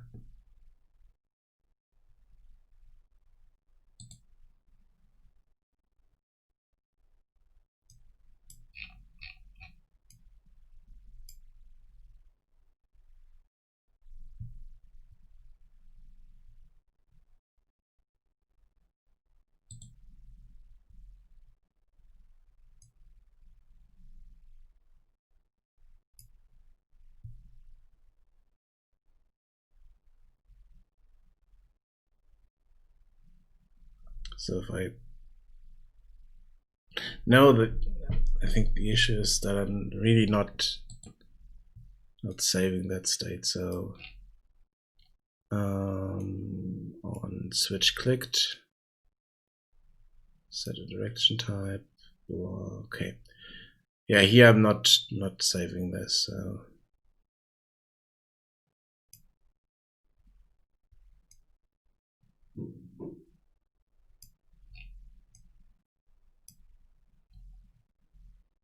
play sound,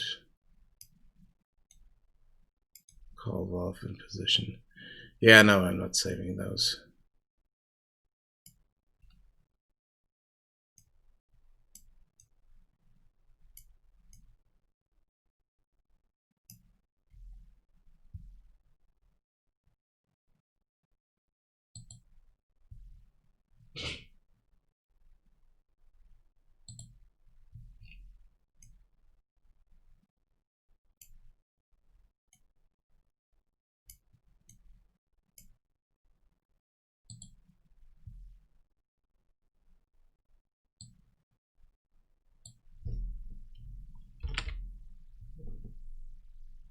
So I need that part. And on the base actor, let's see.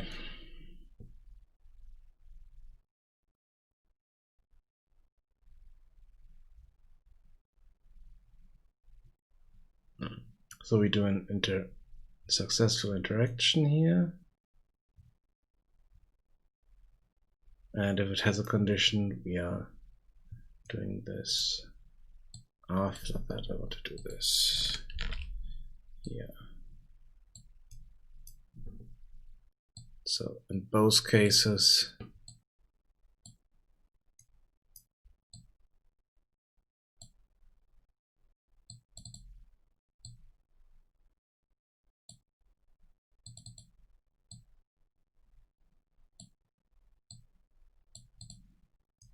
I want this to happen.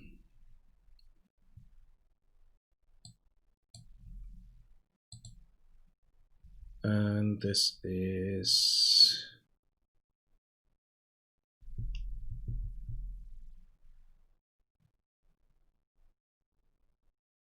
oh wait, no.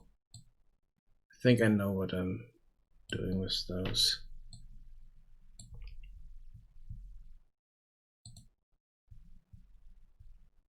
We don't want this on the base. We want that on a specific item. So if I'm going into interaction here, oh, go to doors. Let's test this here. For the doors, I should have should save that state somewhere. Yeah, here. So here I'm saving it to be unlocked.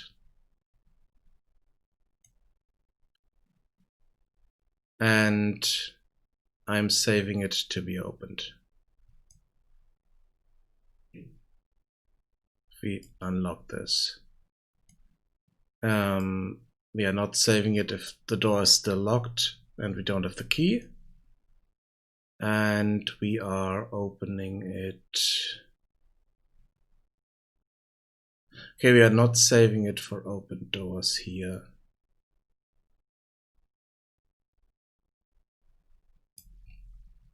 I don't think so.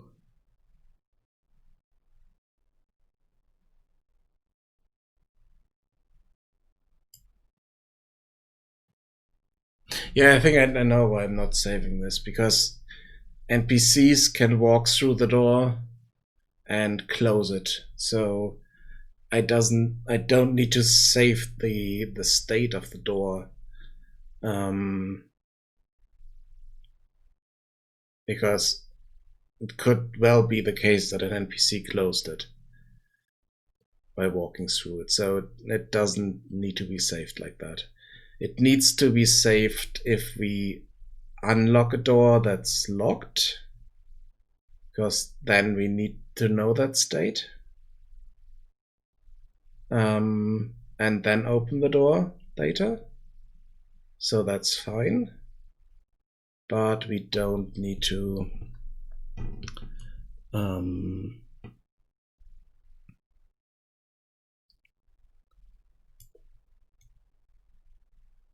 we don't need to do it otherwise. Yeah, here we are just, so if it's unlocked, we change this to not locked, and otherwise we do this. We can't move doors, so we don't want that to happen. The rest is on the item. If we move that around, then we do this here. So if we picked it up, we destroy that. If we moved it, we are teleporting that to that location. If we edit it by dropping it or something like that, then we are also teleporting it to the specific location that's saved in here.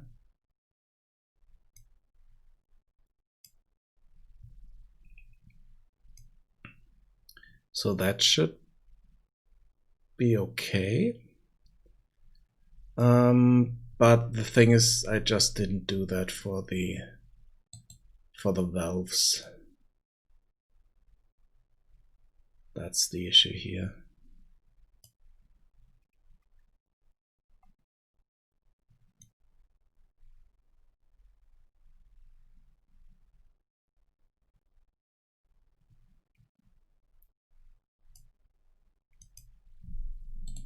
Do I still have this in here? Yeah.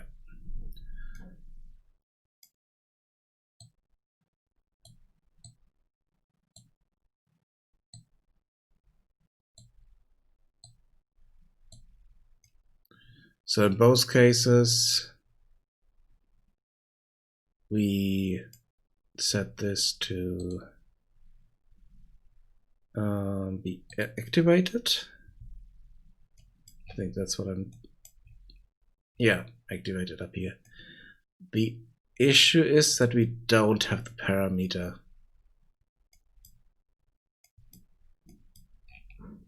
Can't save the parameter here.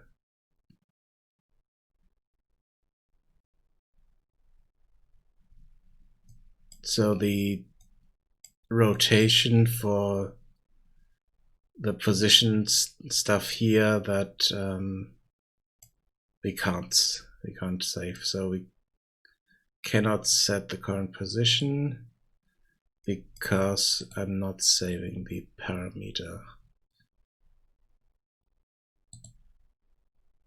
Okay.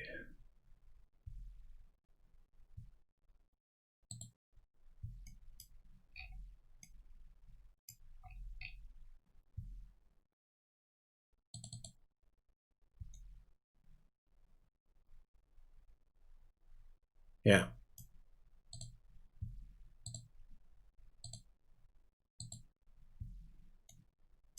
We need to add that in here.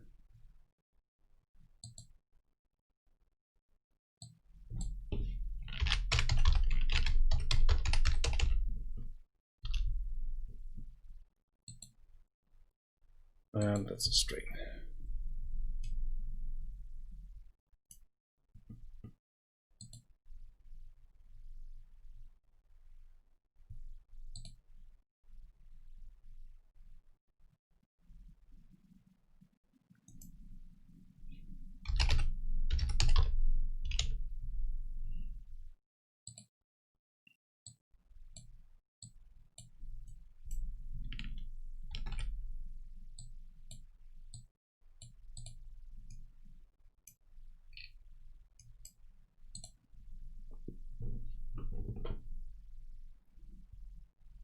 Okay, that should save the position here. And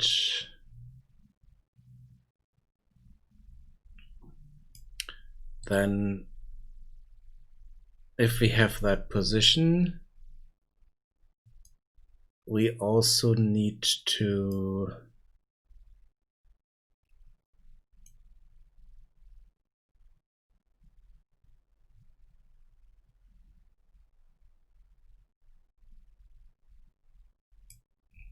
we need to call that it changed.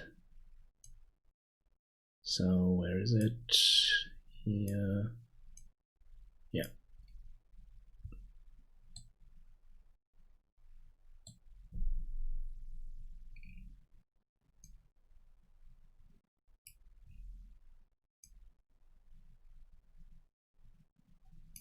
Yeah, we need to call this at the end here.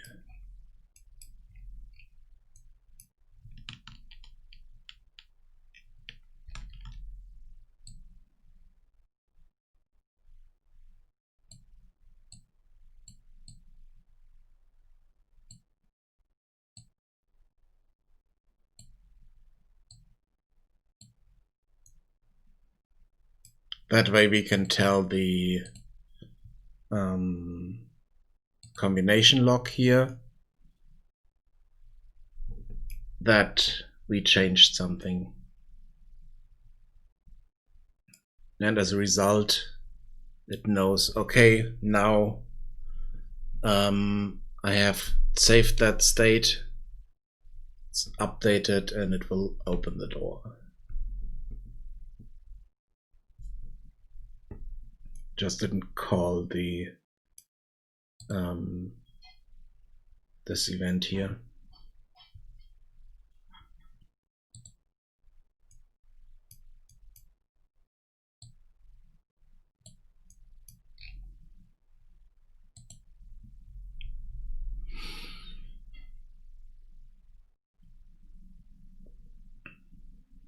That should fix the combination locks and as a result the doors, hopefully, or the gate.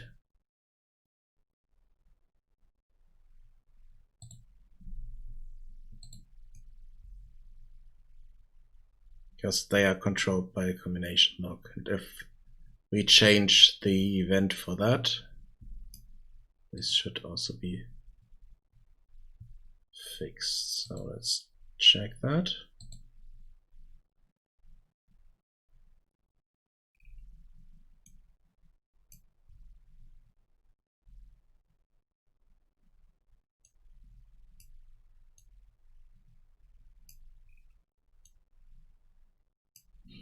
Yeah, the combination lock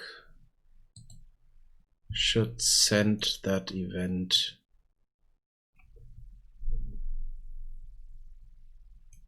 Yeah, it's calling open.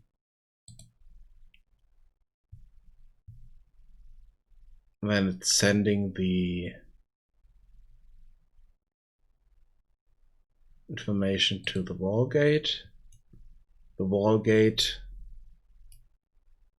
has the open event bound to the onActivate and should open up.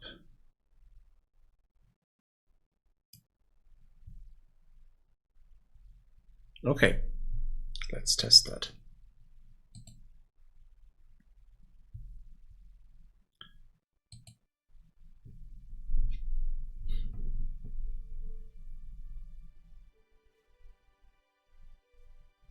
The only issue is that it's not working for teleportations in the world.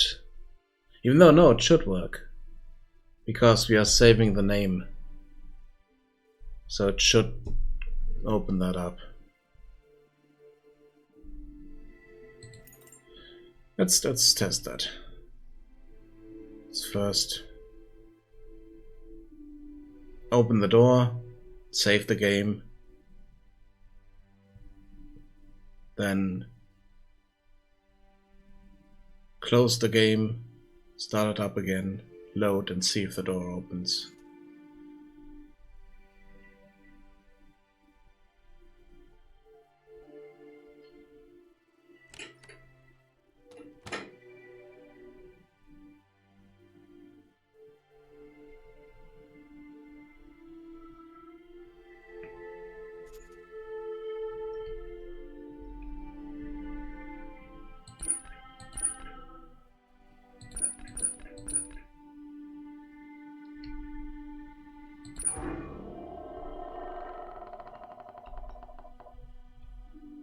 Okay,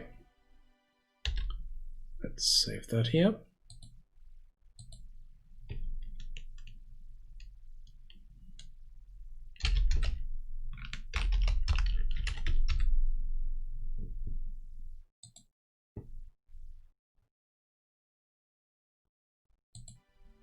Let's resume. Wait for the save game to finish properly. And quit. Start up again. Let's see if that worked.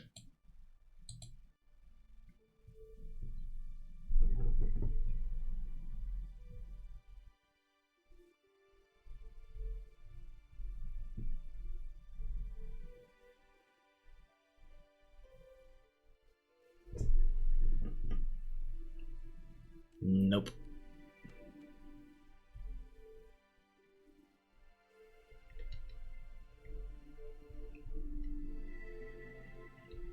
And also didn't work from these. So, oh wait, let's try something else.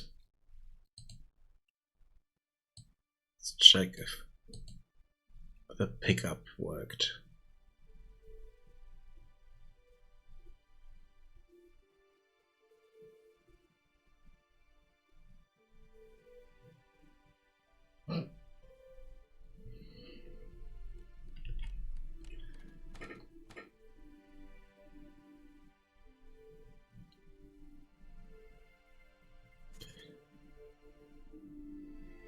Let's see if the teleport crystal is here.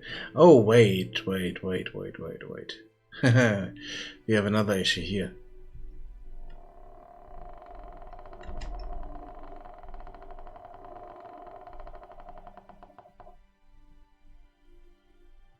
So the gate, I think it's just not triggered properly.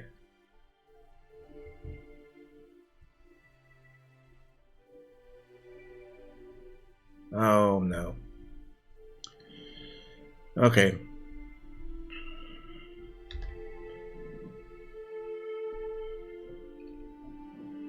We do have a teleport crystal here. We picked it up. And there's another one here. So it didn't... It set the data, but it didn't load the data properly. I think I'm not, or I might not even save it properly, so it's in here where the issue is. So we have this. This is set in the interacted actors. Save game instance.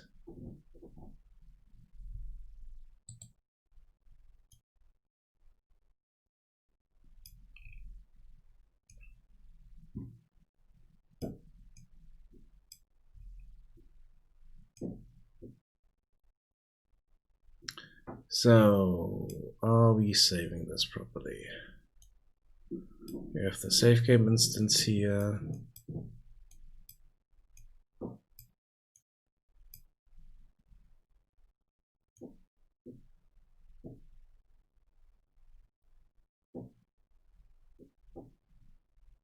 mean, I'm even saving the damn event log.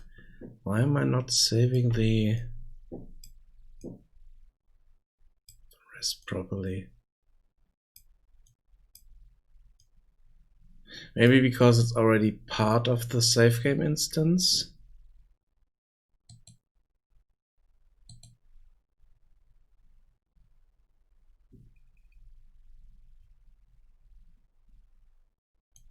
So on load game,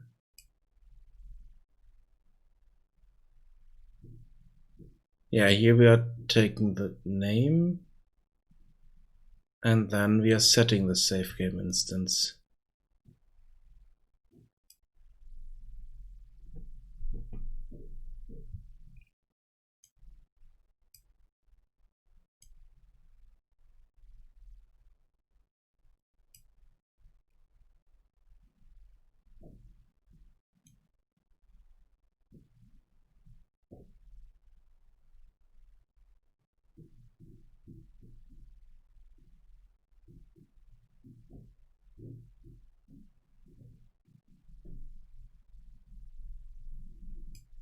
Okay, we need something here.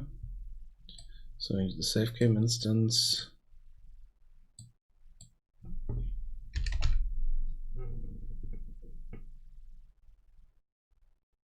Let's see. Check interactive actor list. No, wait, in here. We are calling this check interacted actor list with our item name. We're calling that in here, right? So on the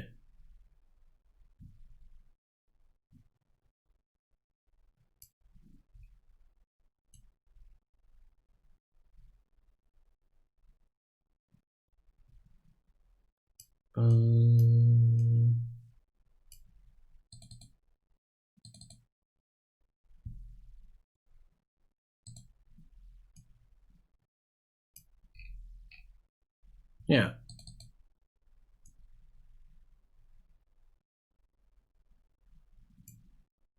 Game instance. Here we are checking the name. And if we found that, we call the onRestore state.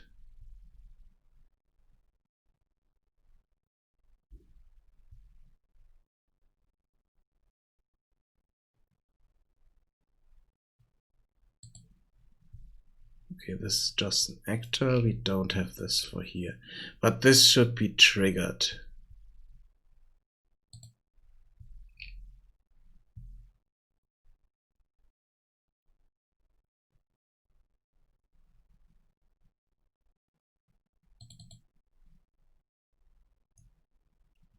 Restore interaction state.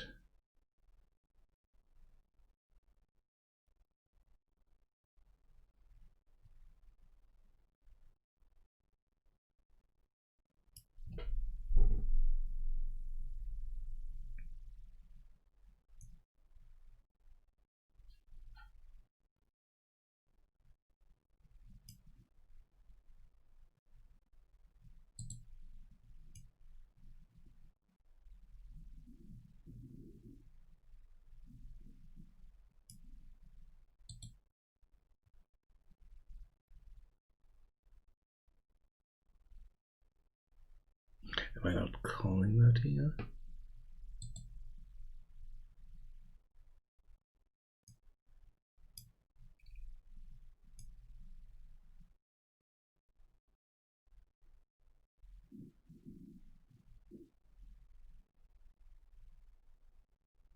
Yeah, looks like it. Let's do that. Add event.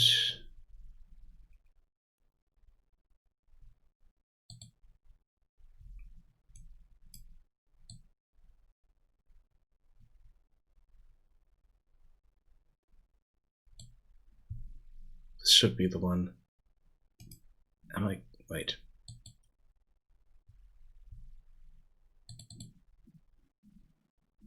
Am I calling this somewhere on the outside? Nope. Okay, yeah, that's the issue.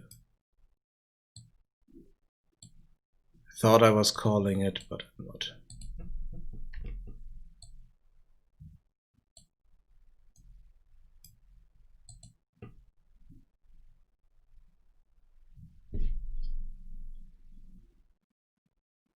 So that should be for this part. Let's check this for the valve. Okay, so here we are calling that state. But why is it not setting the...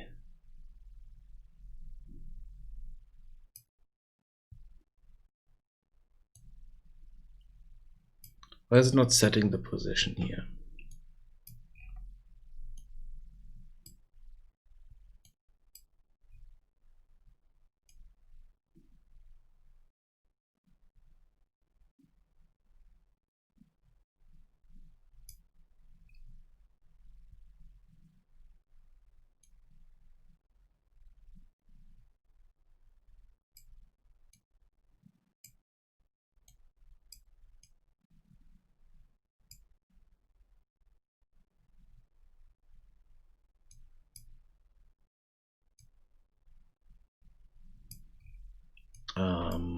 Wait. What am I doing up here?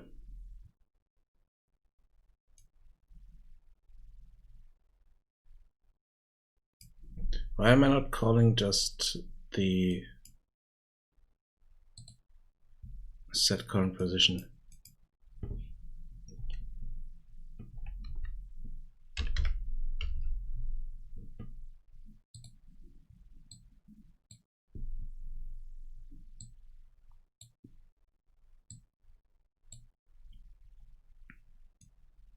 Because that is doing what this should do. It's also calling this at the end. Rotation from position. This is what I'm doing here, right? So I'm getting the new position, I'm getting the current position. I'm setting the valve at end. And then I'm doing those two, which I'm also doing up here, so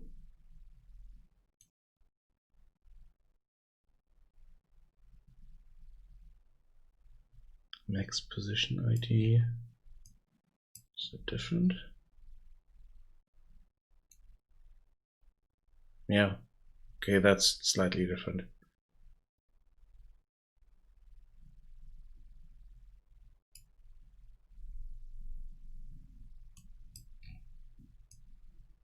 Let's try it like this. Let's not delete this stuff yet, but let's try it like this.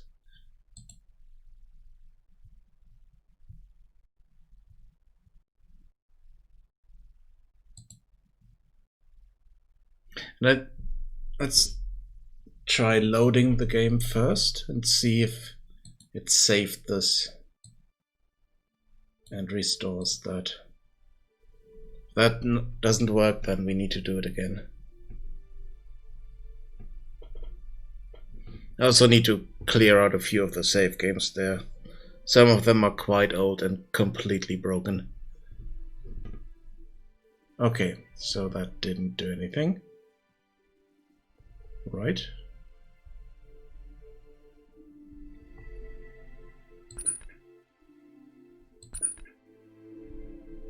Yeah. I think it even reset stuff on those.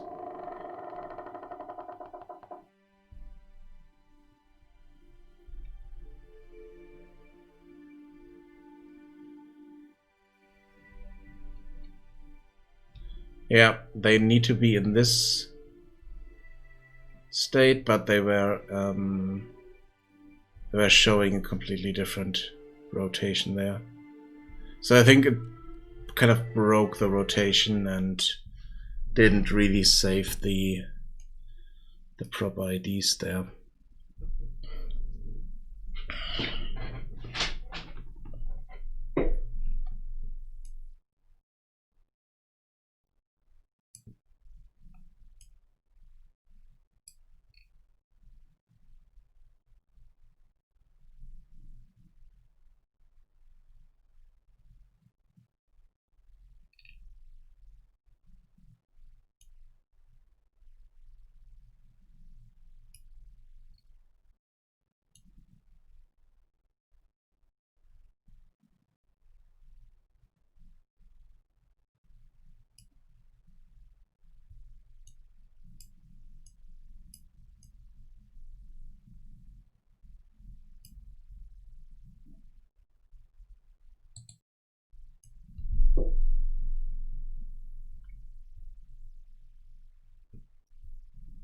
Yeah, this is the initial state.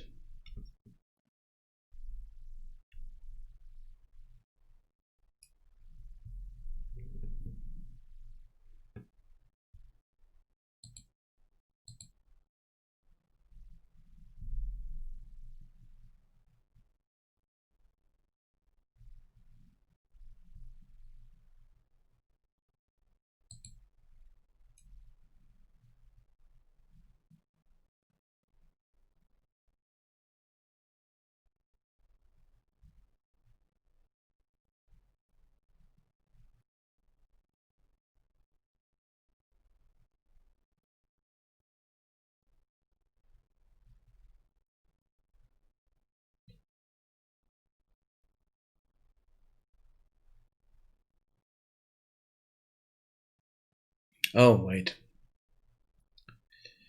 I did something wrong here.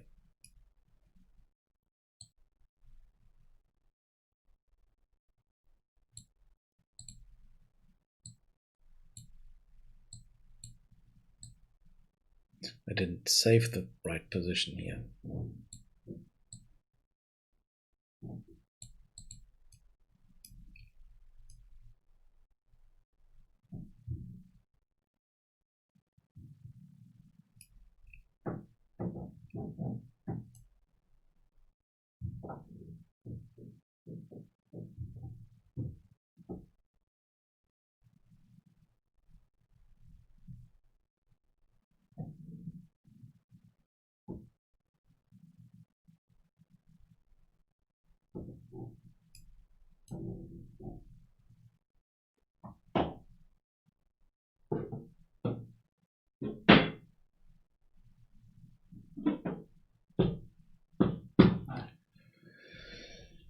I'm sorry about the noise in the background. My mother decided to clean my window from the outside with a broom and do this right now.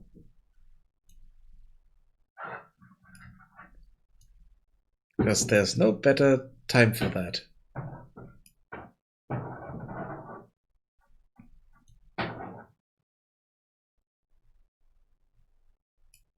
Okay, let's try it again with this setting. Maybe it's working now.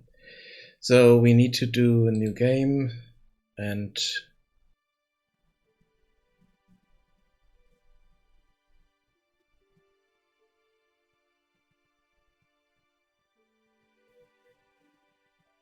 I mean, it is sunny here. It was sunny last week. It's sunny after that, so it's not an issue in that regard.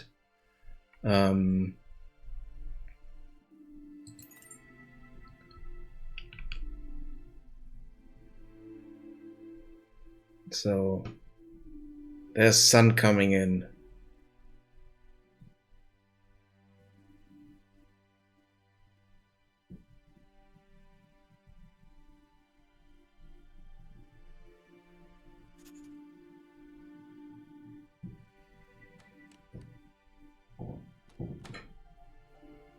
Oh wait, let's also try something here. Let's pick up one of these.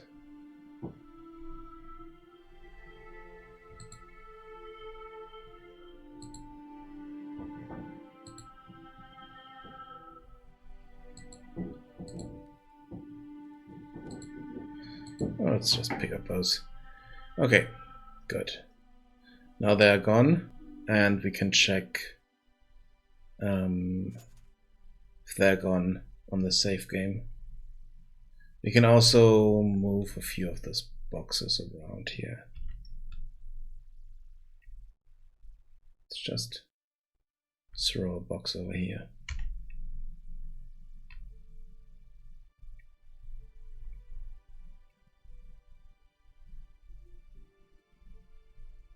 Let's open the door.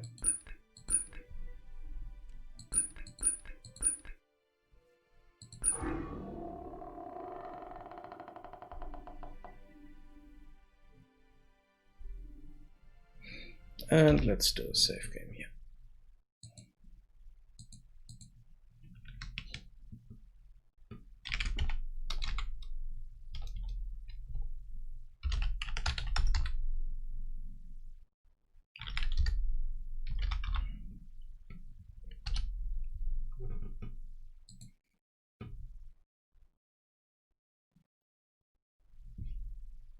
Yeah, I'm happy that she's doing it, but her timing is something to um, something that needs to improve, because she knows that I'm working at the moment and that someone could hear that on the live stream or recording or whatever. So I don't like that. Okay, so we saved this. Let's go this way. See if that works. Quit. Okay, that works.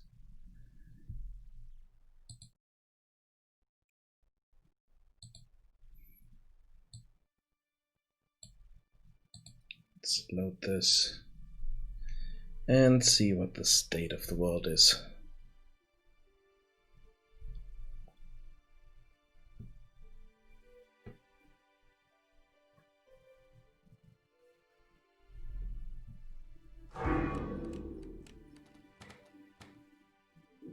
Okay, it saved the box. That was saved. For some reason it had some issue over here. Didn't save the other boxes. Those are fine. And what do we have here? Okay, so these...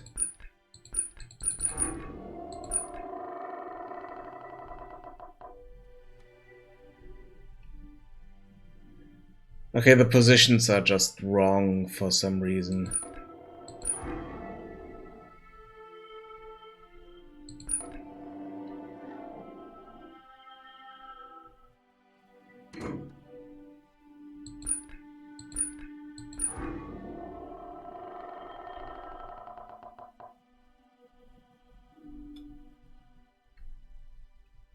I mean, they're completely wrong on all of them, but that's strange.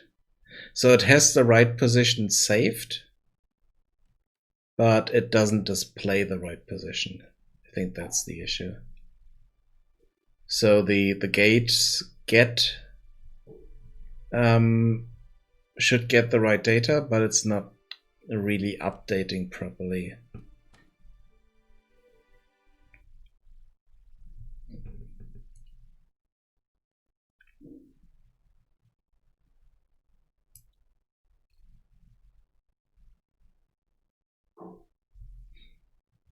Hello. How are you?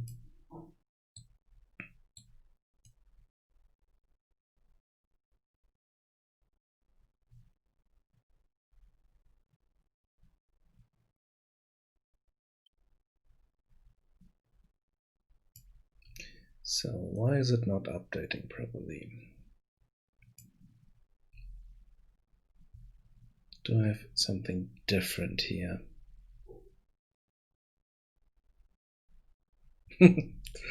Yeah, I'm trying to fix some issues that were in the game for a long time, so yeah. Sadly, I couldn't stream yesterday, so otherwise I would have done this yesterday and also just sat down today and played some games.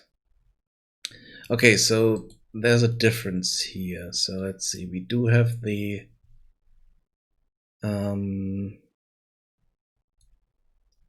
max position ID.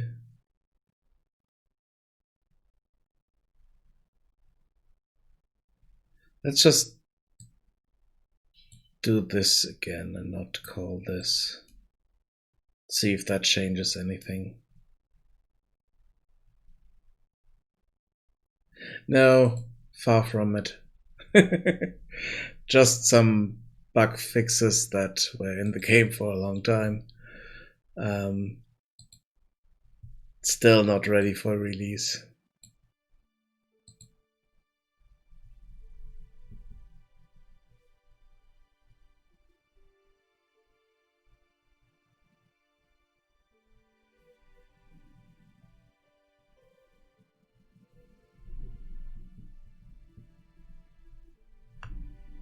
Oh. Whoa. Whoa. Okay, it completely removed all those here now. And it tried to do something. And okay, now they are in the right position.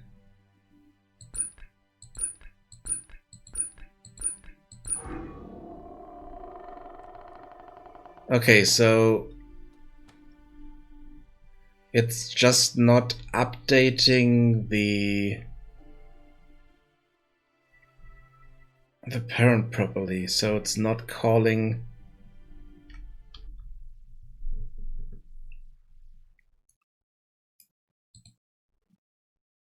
But it is doing that. It's setting those correctly. They're now in the right position. That's good. So this is something else. Am I even using that? Let's see. Find references.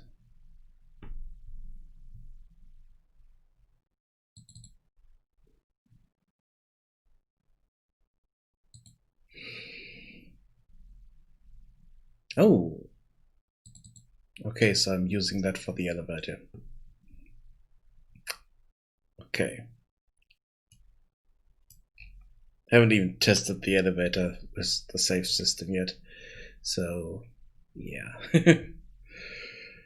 Okay, but for some reason this is not called.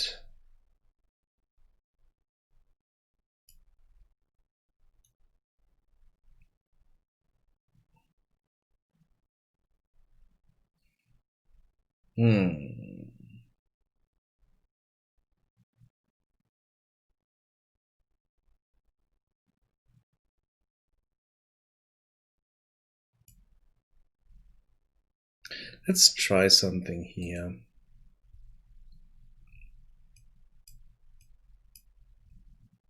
I mean, it's a bit strange, but let's try this anyway. So we are setting the current position, and then let's do a delay.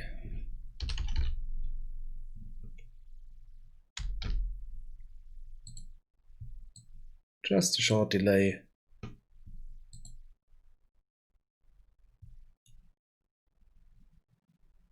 Just to give it time in the background to load up the gate. So it's doing those connections. And have the combination log also do its connections here. So if the valve changed, valve in position, yeah. Valve changed, then it's doing this and update the rest here. Maybe that's all we need for that.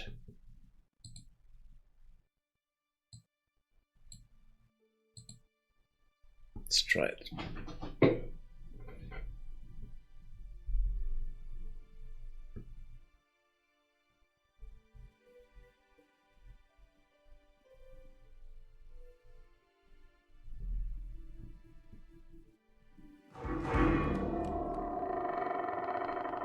Yes, that was the part that was missing.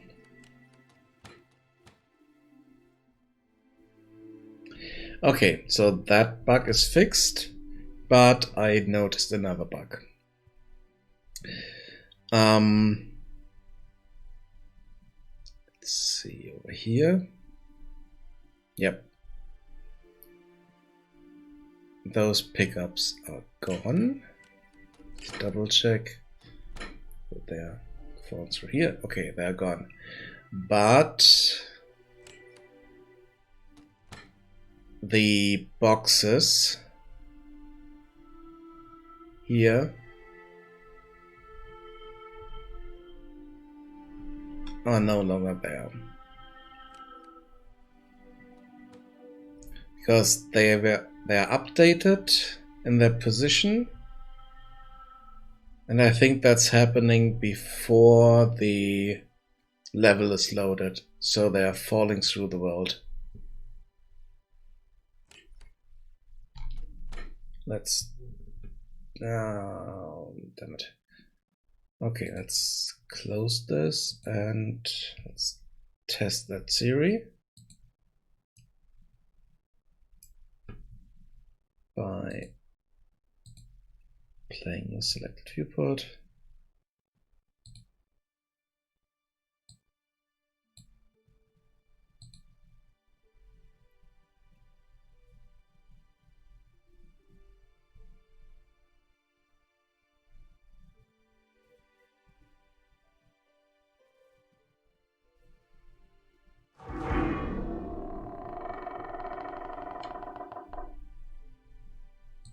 And eject.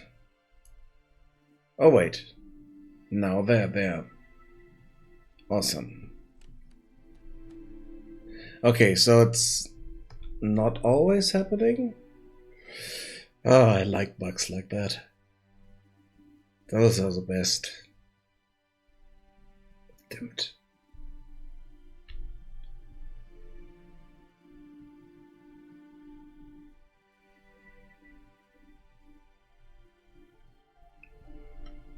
Bugs you can't really efficiently reproduce are always the best.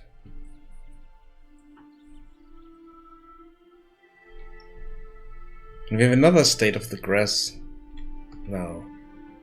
So now it's just inside of the village where we don't have grass.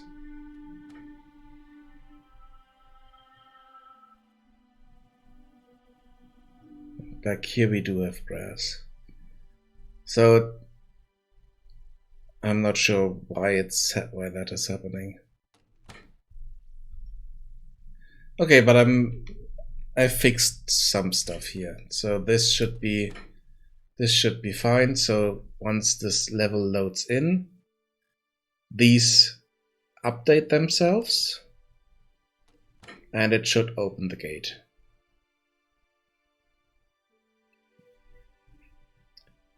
So if we teleport around in the world, this should also help us in that regard. Let's try that. Okay, let's load another save game here.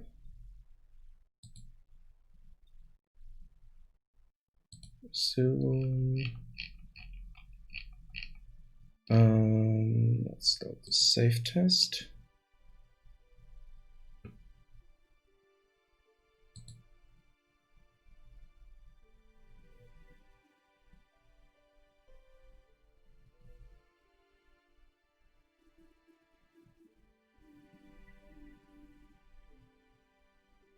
Oh no, that's even earlier. Okay, I didn't do a save game for the... when we were at brewery and jumped back. Okay. Doesn't matter that much. It should work now. I also need to remove all of the save games that I have in there and clean that up a bit. Good. That is fixed. Let's mark that here.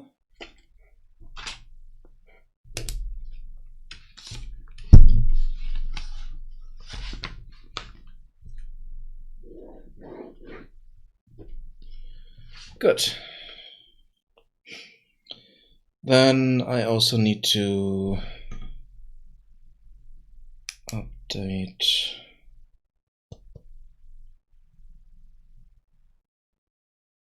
Let's have a look why the items on the back of characters are not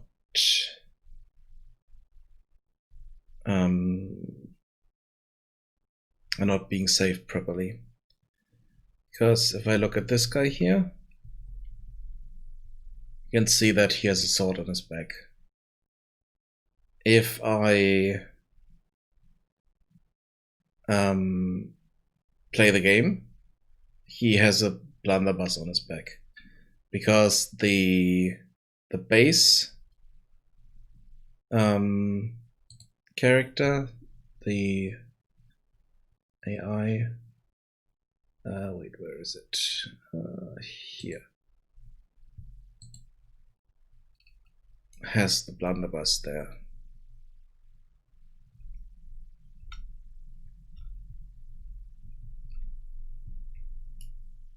And I mean, what I could do is just remove this here, clear that out.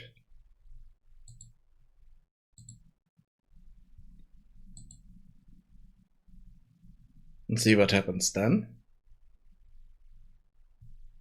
I think I'm not overwriting this, so let's just check that. Find references to that. Wait, no. Okay, here we have the issue.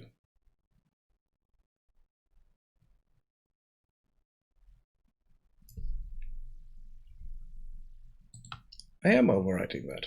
Yay! Let's not do that.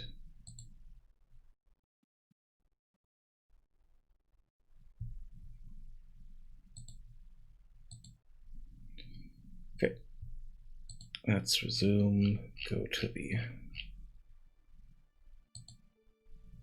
this one.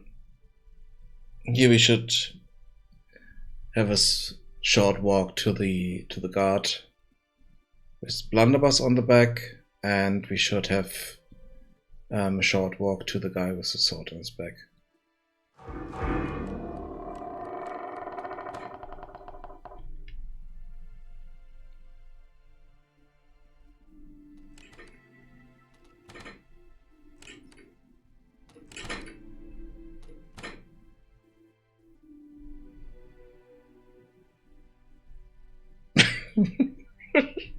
Just ignore that. Okay, she doesn't have anything on her back. Okay, so I need to set this specifically for her. And she is just sleep sliding to work.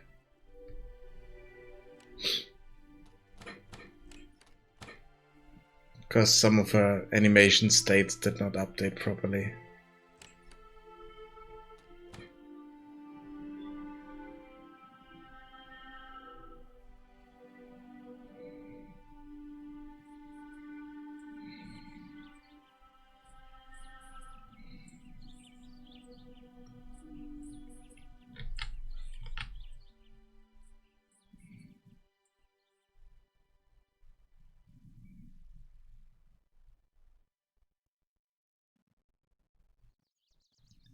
Okay, let's have a look. Does he have sword on his back?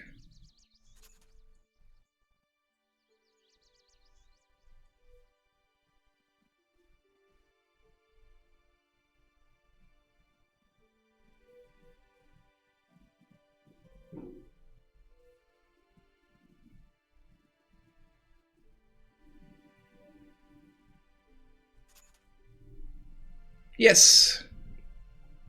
He does. Awesome. Exit.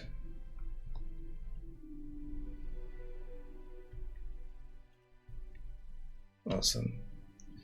Good. And then the troll over here shouldn't have anything on his back. So I just need to set the weapon that I want to have there, or the item that I want to have there for each character.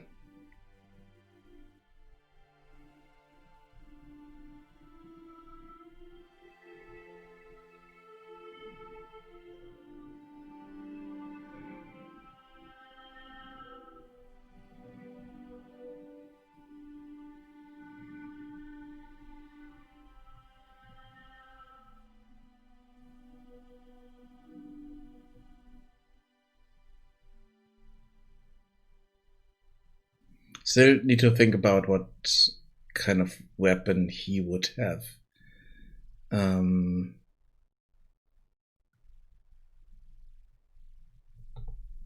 Wait, what did I? Oh, okay, I put the sword on him. Yeah, it's a bit too high, but apart from that, it's okay.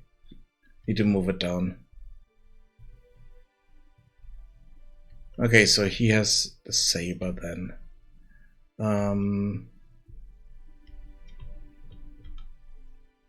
Even though I kind of want to give him kind of a futuristic looking gun or a steampunk contraption or something like that, so that looks a bit out of this world, kind of.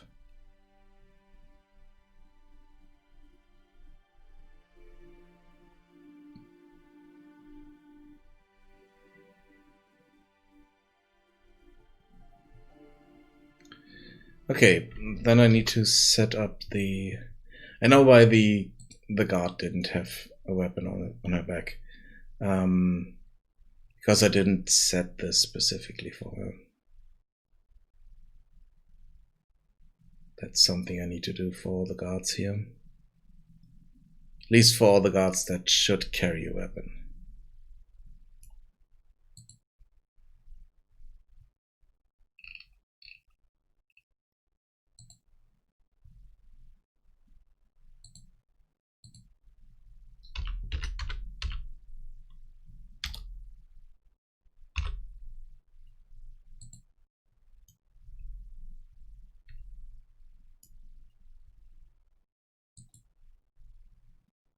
So this down slightly.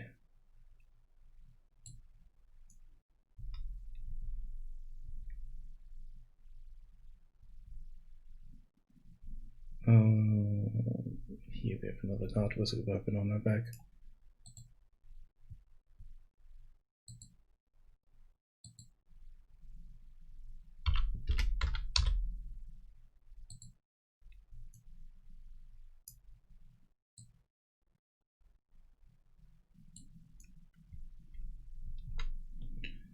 Then where's the next guard? Here.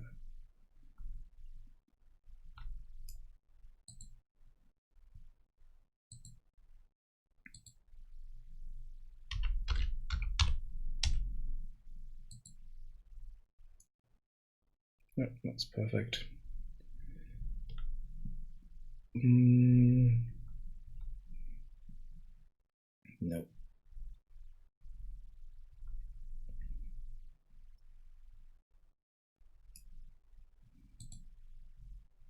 Yeah, I think she might also have one.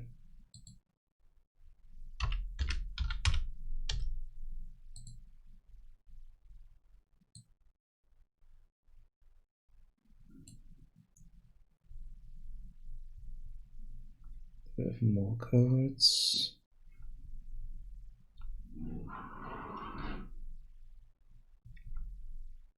Wait. There's no one in this house? Oops. Who are you? No, you don't have anything like that. You also don't have a weapon. You're a guard, yes.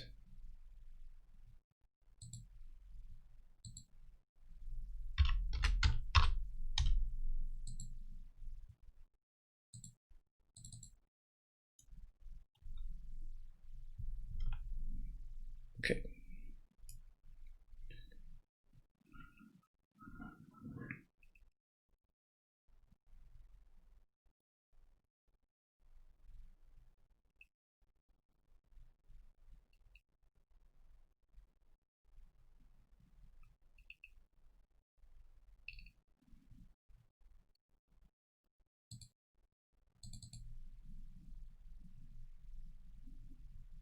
Don't think that I have item I can use here. Do I have something like that? No. Yeah, I need to check that, but I will give other people also some items would look strange, but it's fine. And I also noticed that we have a few houses that are still empty, and I haven't even added in the farmers yet and all that stuff, so there's a lot of stuff that's not done yet.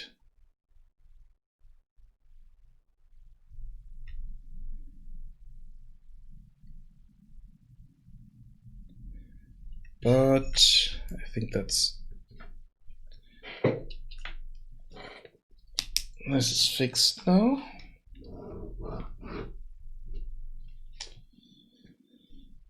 Good. Let's see, what's the time? Okay, I think this is fine. So let's save this.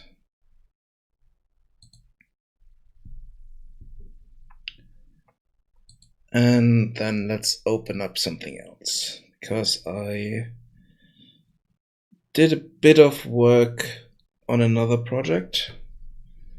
I started on Thursday, and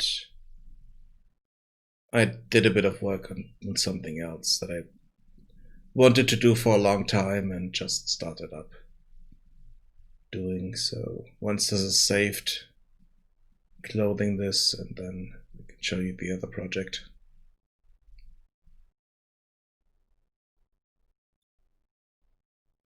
It's not, I'm not sure. It's a side project that is mostly a prototype. I think once I have everything that I want to have in mechanics wise, I will stop at that point and kind of shelve it.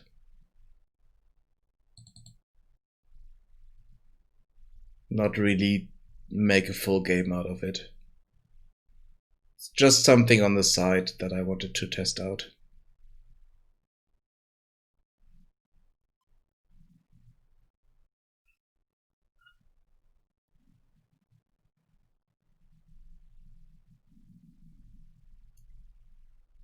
As you can see here, it's a strategy game template, but not really a real-time strategy game with full unit control or something like that, but more like a Settlers kind of game.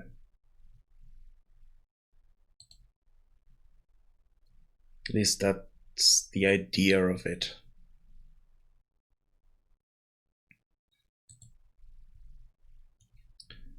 I have this town center here, which is just a placeholder. All of this is just kind of gray boxing, simple placeholders, simple colors and stuff like that. And around the town center, I will spawn a number of workers. And then this here is a resource. In this case, it's set to wood. And here we have a gathering hut, which I can also set a specific resource to, so they will bring that resource to this gathering hut. So let's just run this. And I do have edge movement for the camera. I have movement with WASD with arrow keys. And I also can select specific units or buildings. So in this case, town center is selected. In this case, the worker is selected. That's his name. They are supposed to be goblins at some point, but I'm not sure if I will get to that point, but I just gave them goblin names. Oh, two of them have the same name. That's not good. Wait, what? That's definitely not good. At some point, maybe, yeah.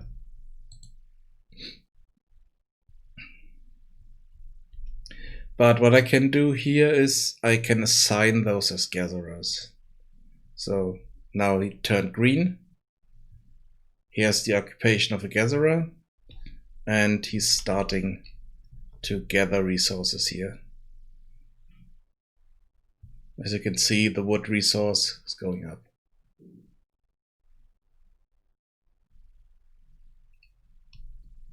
And if I click on this guy, assign him to a gatherer, he should figure out, okay, where in the area do I have resources? And then he's starting to pick up resources. As you saw, sometimes they get stuck and pick up more than one resource, like that one. But if they bring in the resources, they dump all of this in the gather hut here, or resource depot, or whatever you might call it.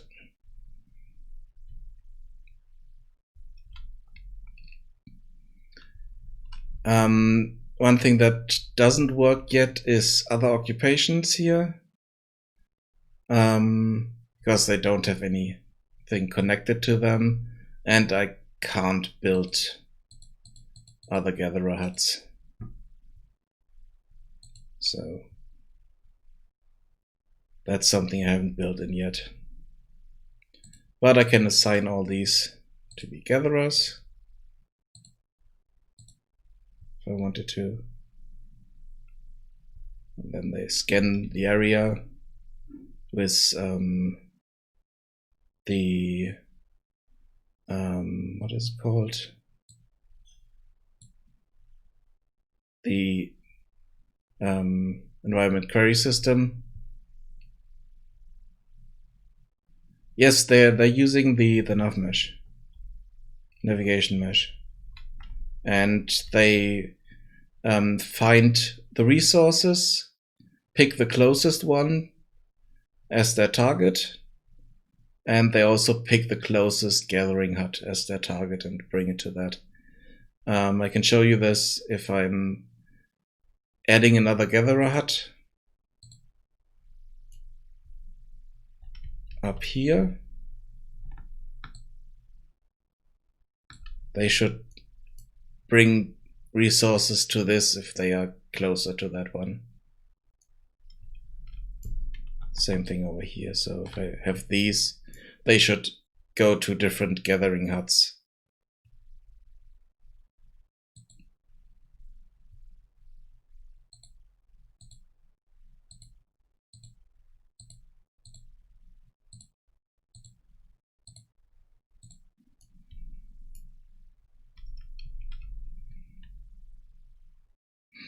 Yeah, as you can see there,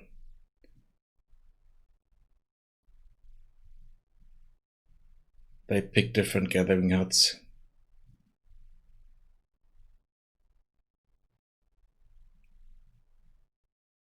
Depending on the distance to those. And they pick the closest one in most cases. If they can't reach it, they pick the next one.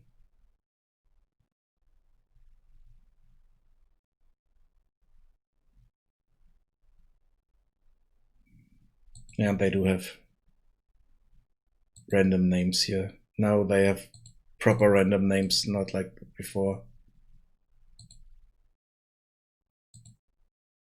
No, we do have doubles again. Come on.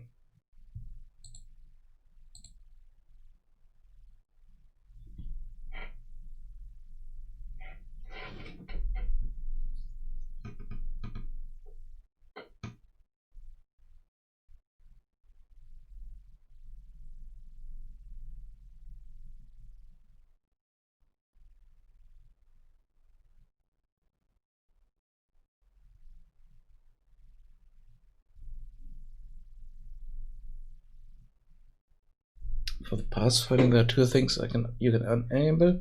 What do you mean by that? Yeah, go for it.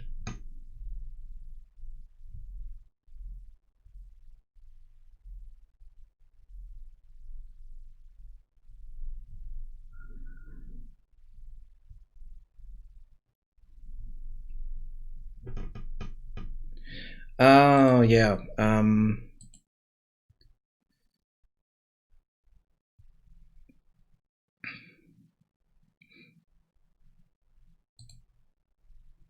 That's something I would love to have. The problem is, I tried that,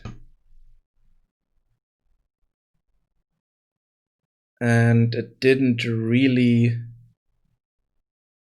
work nicely.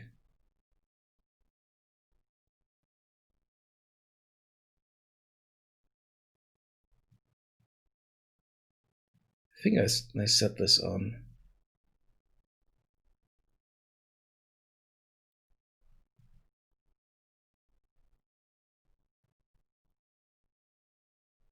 Yeah, no, I just tried the Detour Crowd AI as the controller, and it got confused a lot.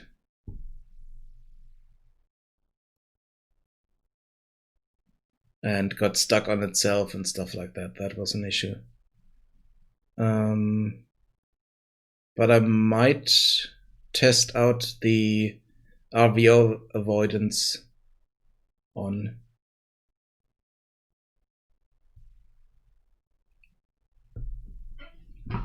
Let's check that. Maybe this is better for them. Let's stop this here and let's go in here. We have that's on the controller, right? Where is the controller? It's not this one, is it? Select.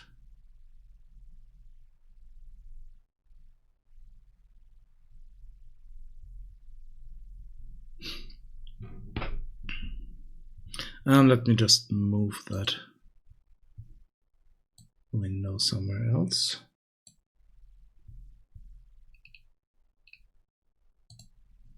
Show entire thing. Oh, it's on the character movement, so it should be here.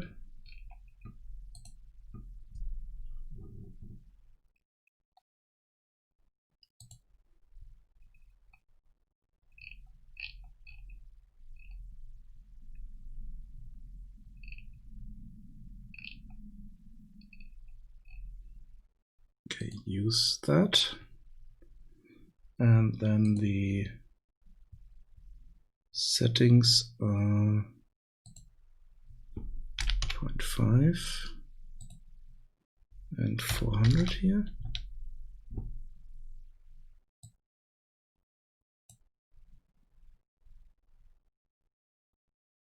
Capsule radius is higher.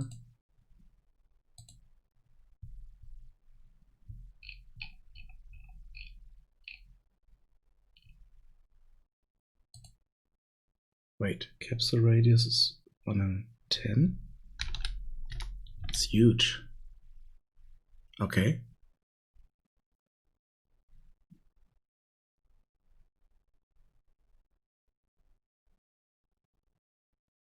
Okay, yeah, maybe for that character, but for a normal character, I think it's... Can do this slightly higher. Let's do 50 maybe. Should be enough. Yeah, this is enough. And considering the other characters will be even skinnier, so it should be fine. Let's try this. Let's see if this is better.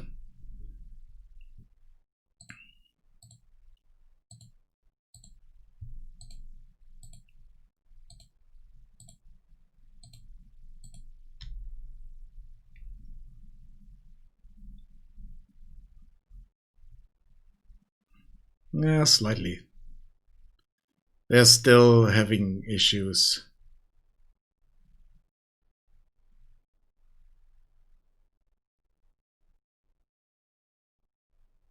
This one is completely... Oh wait, no. He was doing the work, but the problem is he wasn't moving because he could do that on the same spot.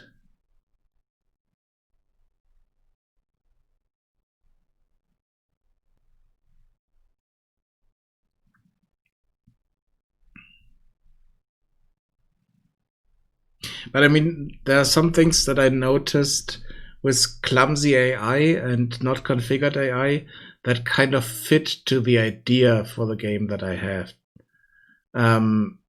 They're supposed to be goblins. Goblins are small, mean creatures that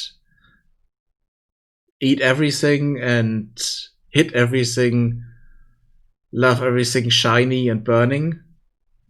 So if they bump into each other and hit each other and stuff like that on their way, that would totally be fine.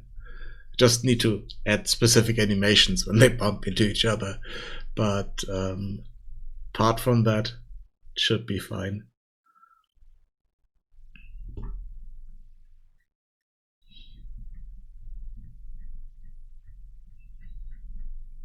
Oh, another thing that I can do, I have this one selected, and I can unassign him. So now he no longer is assigned as a gatherer. I can assign him again. Then he should start up gathering stuff again. Yeah.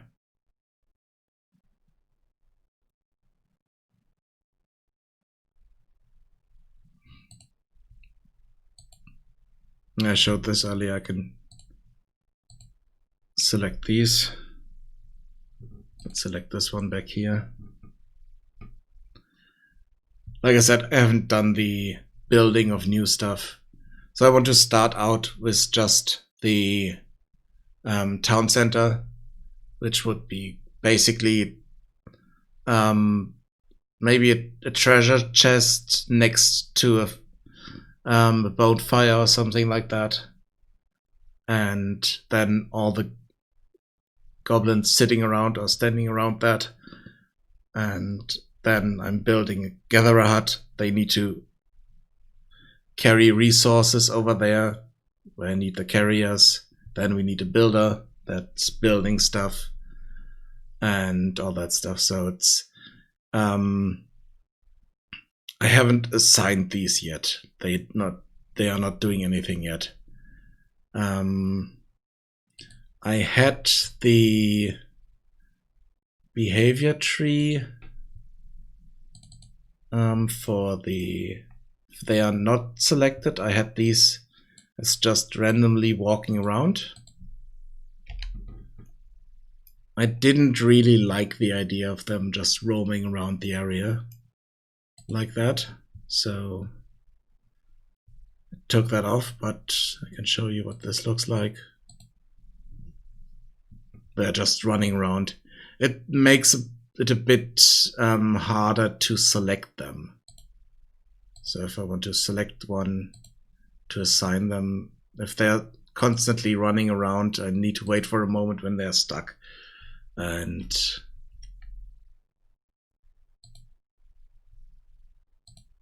then it kind of works, but yeah,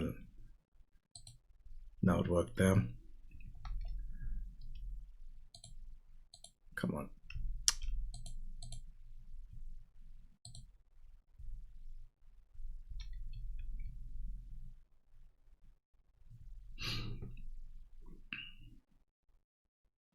Okay, by the looks of it, they have unique names now. Do they? Merge. Got merge. Yeah, they have unique names now. I need to make sure that they have I have 21 different names for male characters. I think also 21 female names. I might need to create bigger sample range for that, so that I have more stuff, because at some point I want to have them running around. Yeah, kind of a random name generator for goblins, but I need to figure out what the right goblin stuff is. I might just ask my brother, because he's studying linguistics and he created a goblin generator in Python. So I just need to ask him for his his names or name specific parts so that I can create the random name generator in here. But what I can do is I can, for instance, set this to 50, and then we have a lot of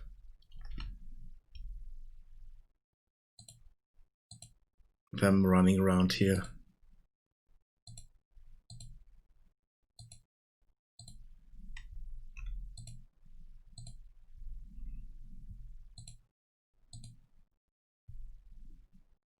This one is still kind of figuring out his way.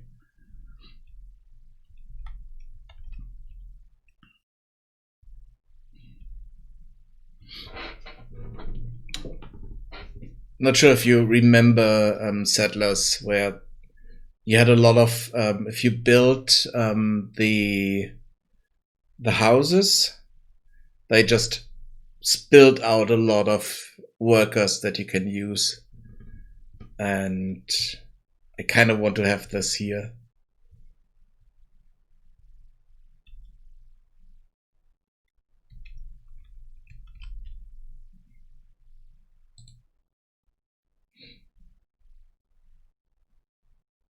And for resources, those are the different worker types: gatherer, builder, carrier, farmer. I'm not sure if I want to have violence in the game, so or really create warriors or stuff like that. So I'm not sure about this, but I can just add them in here if I wanted to. Then let's have a look at the resource types. And here I have wood, stone, meat, fire, gold. The work I need to remove. This is no longer needed there. I was thinking of maybe having this as a resource as well. And then call it like that, but I can just use it like this. It's fine. Yeah, the next big thing is building.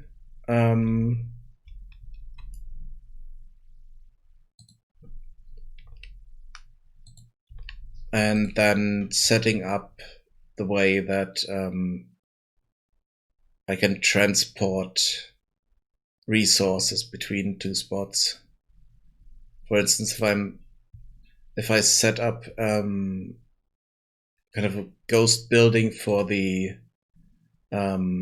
gatherer hut here, I would need to transport the resources from the town center to that, and then assign a builder who builds that, and then once it's done, I can assign gatherer to gather stuff like that. So I need to set this up. I also need to figure out a better way to do the resources, because at the moment those are blueprints.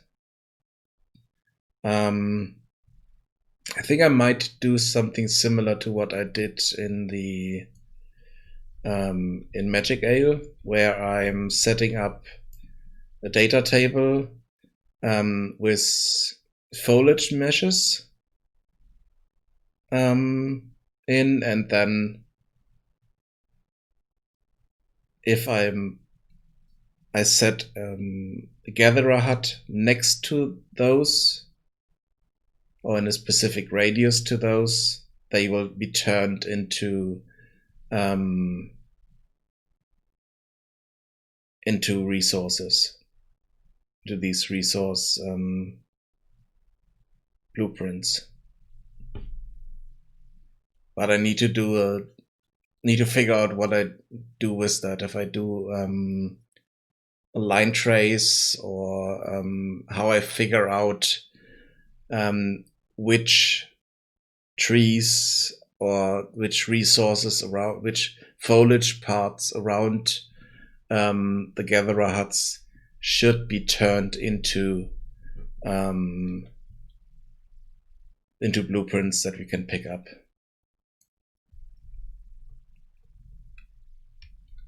So still a few things to figure out in here, but it's just something fun that I started.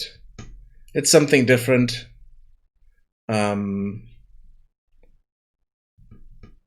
So I needed that to kind of do something else for some time.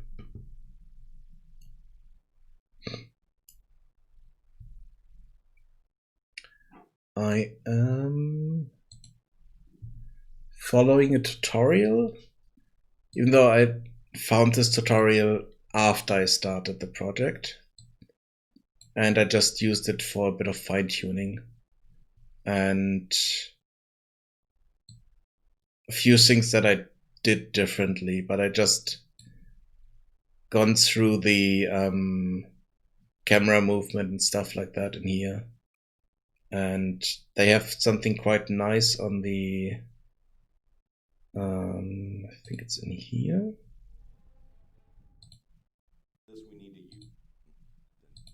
No, it's in here. It's going to be a single player game. Let me just go ahead and give you guys a brief idea of what it's about. Now, mind you, this is very simple. Let's jump in here a bit. And one thing that I still want to do is what he's doing here. So click on something, then we can get a building, and that is checking the terrain. Can it be in that spot? Is it overlapping with something else? I can rotate that and then place it and then build them. So stuff like that I still want to put in here.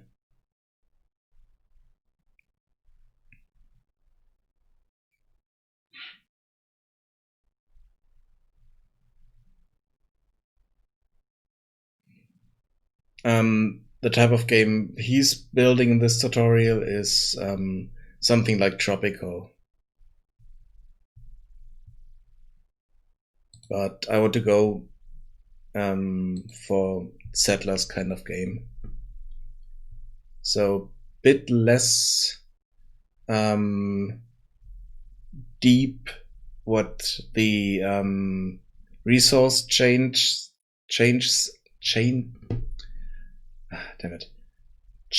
are. So maybe 2 steps or something like that to get to go to higher resources, not 5 or 6 different production steps that you need to do. Maybe just gather wood, gather rocks, get tools, stuff like that. So it's still a bit of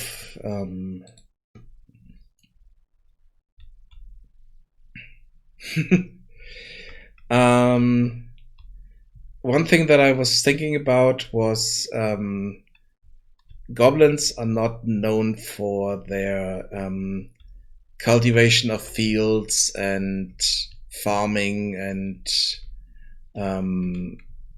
ranging and stuff like that. So they will steal from fields and from pastures and stuff like that. So they will get their resources by stealing stuff, basically. That was the idea. So I need to create fields around the area and have them use it, basically. But not create their own fields and stuff like that. So maybe have different levels at some point. not quite sure if I will go that far, but just have a level where you start with basically nothing, then you pick up some trees, hack them down, build crude buildings out of that, and then find a field, get something to eat there, find a farm, eat everything there, livestock and people, and then the game's over basically. And the next step could be, okay, now people are retaliating, you need to build kind of a watchtower and some warriors to kill them, stuff like that. That was the base idea. It's about goblins, so yeah, it is mean. Those are green little psychopaths, and they eat everything. So even if they don't have a lot of resources, they will eat stuff. And if I'm not sure, I could build something in if they don't have enough meat as a resource, they will start eating themselves or eat others of their kind, basically. So do a bit of cannibalism there. But that's a step I'm not sure yet if I want to go that far, because then I would need to figure out, okay, do they have needs? What are they doing and stuff like that. So then I would go beyond the settlers idea basically, and go more into the kind of colony sim idea. But I'm not sure how far I want to go with this game. I just wanted to try out a few strategy game things, and the first step's done. I have buildings that I can not yet place properly, but resource gathering is working. And if I set different resource types, that would work, but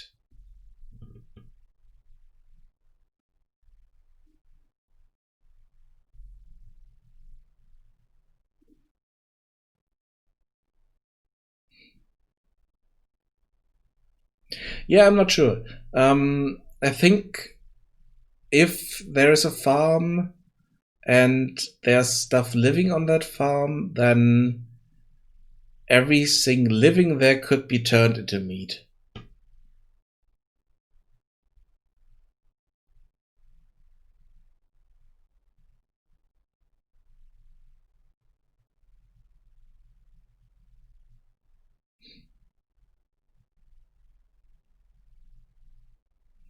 Yeah, that's the thing. I don't want to do skill trees and stuff like that.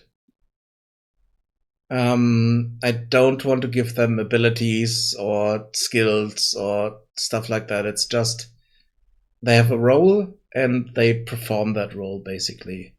So if I would not have a gatherer but a hunter, then that one would just hunt.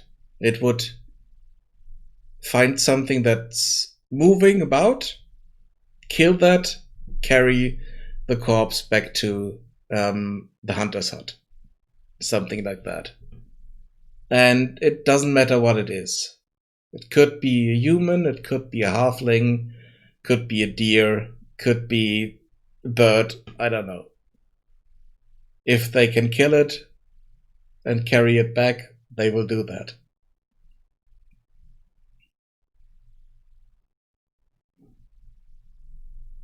So I was thinking in that direction, maybe. Just reminded me there could be something we could put in here. I think it would be better than the farmer. To have a hunter here.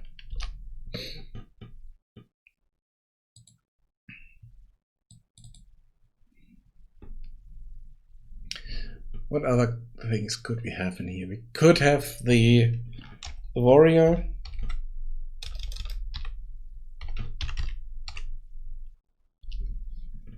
But I'm not quite sure about that.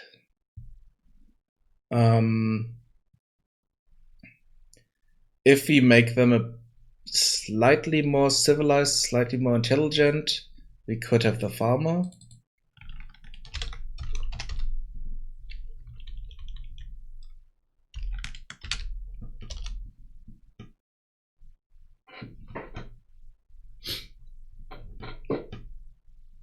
We could also have more specialized stuff like brewer.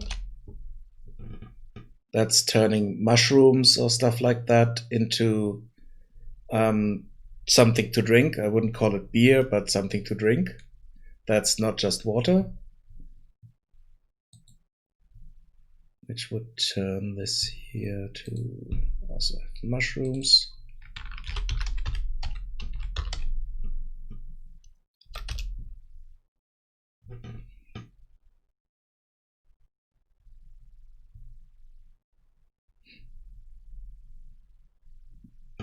Something like that.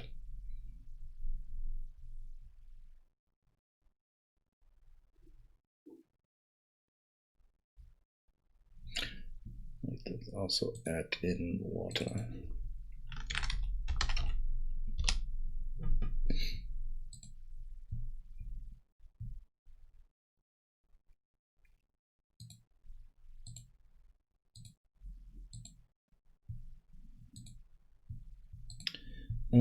Buildings, do I have? No, I don't have that. But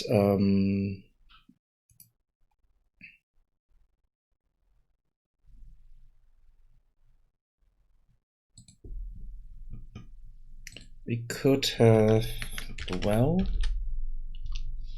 that's producing water.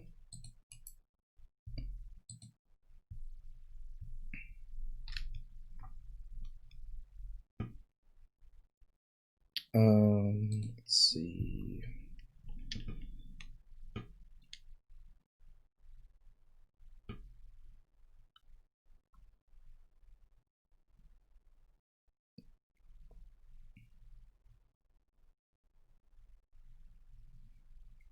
We need a tool. Check. To create tools.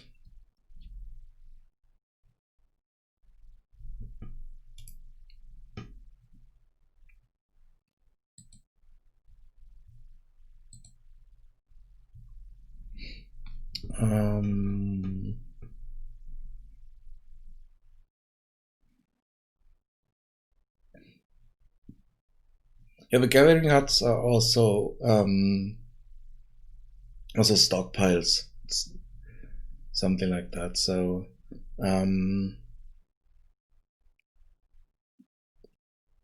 what else do we need? Oh, we need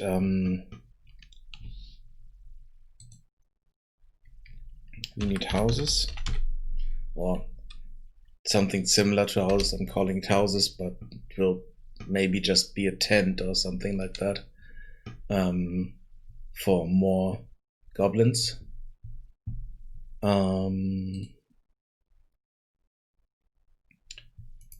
Then also, I'm not quite sure if I want to be able to upgrade stuff. I had at some point kind of a worker level in there, but I threw it out again because it didn't feel right. So it would mean that I would need to have different levels of buildings as well and all that stuff. So it doesn't feel right. Just a flat hierarchy, basically. I think that should be enough. There might be more buildings that I need at some point, but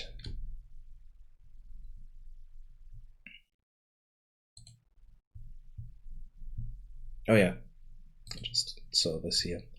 So if I have this open, I can see more that we can do. So we need a brewer's hut, basically.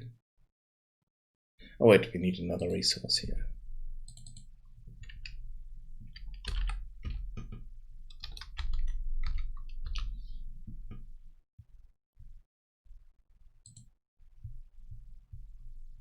Oh, and it's just called alcohol.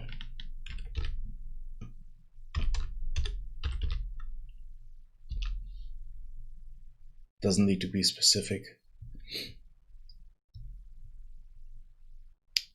Okay, so we need a brewer's hut.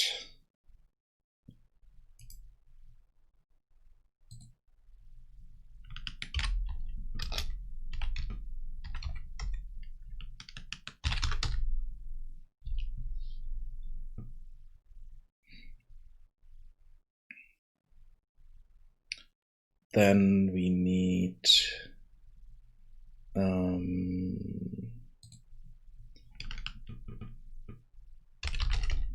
called a fire shrine.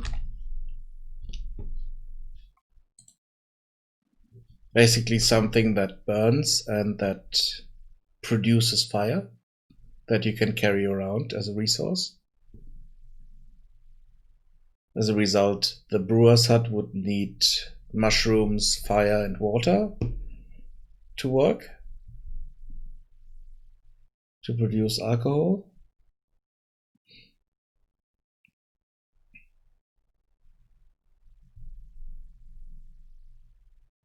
Then we need a butcher hut.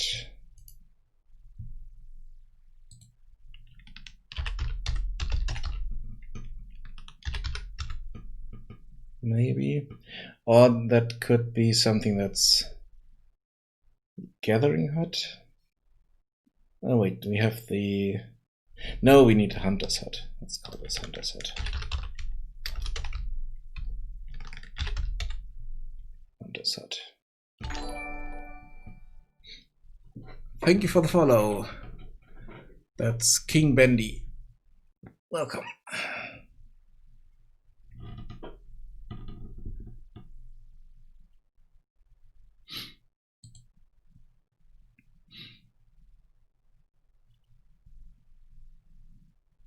That's quite a lot of resources, quite a lot of buildings here. Let's see, we have these. If I go this far, then I would need a farm.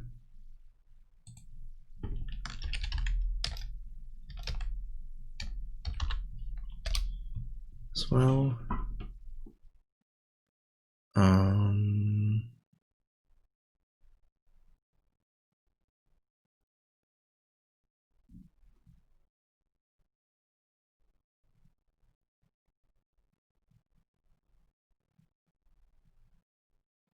Not quite sure what that abbreviation stands for.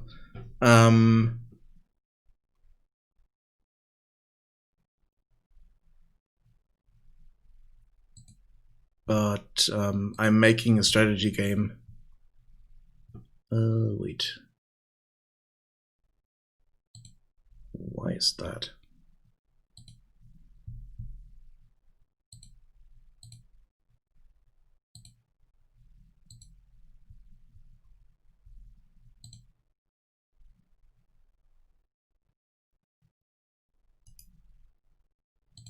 Let's refresh that.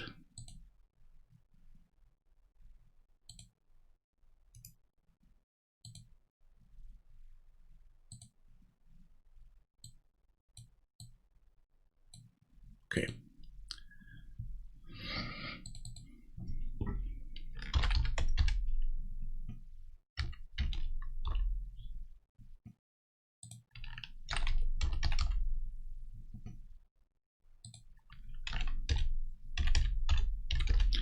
And the inspiration for the game is Settlers 2, Settlers 3,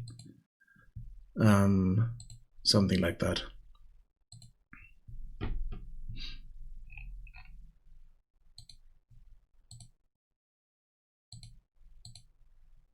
Come on.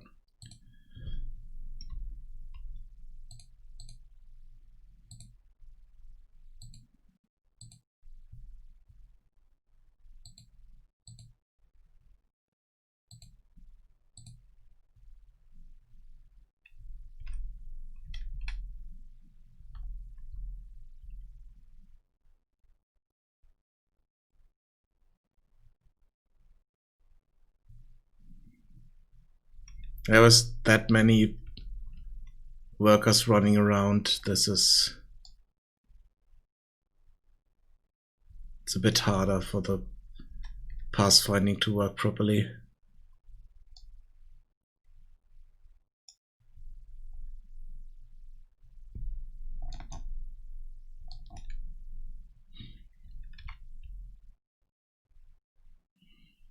But it works. Do they pick up stuff? Yeah, we get more resources, so they're picking up stuff.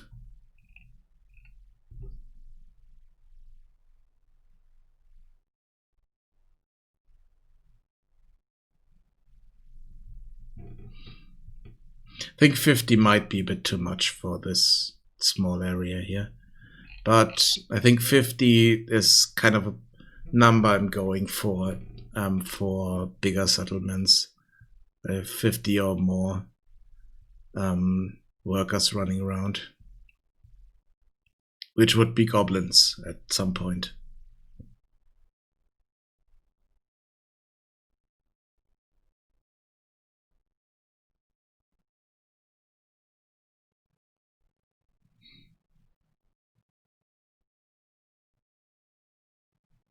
I'm not quite sure what the FNAF game is.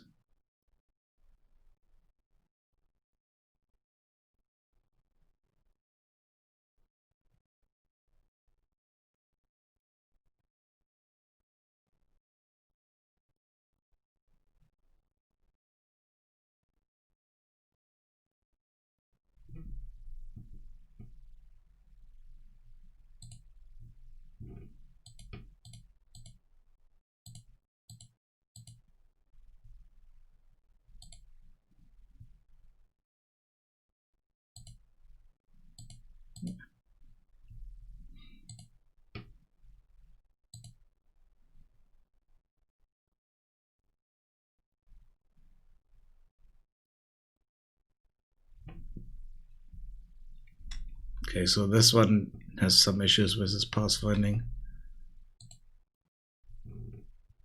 So let's just unassign him. Oh wait, now it worked again? But we don't need that many. So let's just have those, because we don't have that many resources left.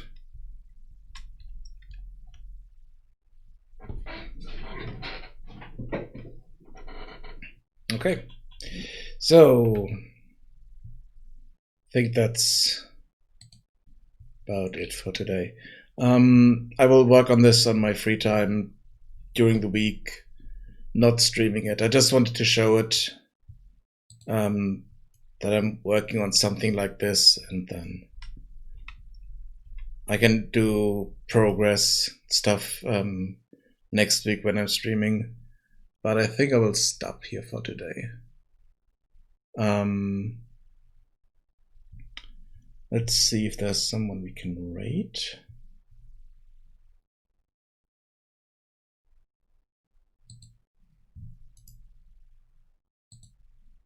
Let's check. Is there someone doing game dev? Yeah, there are a few people, but let's find someone new. Someone I haven't rated yet. Maybe someone doing Unreal would be nice.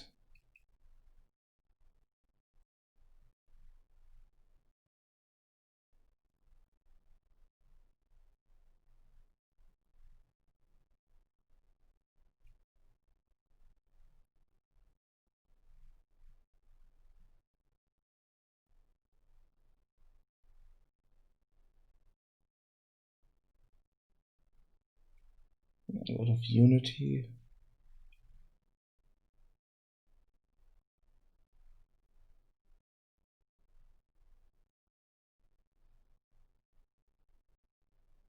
Roblox.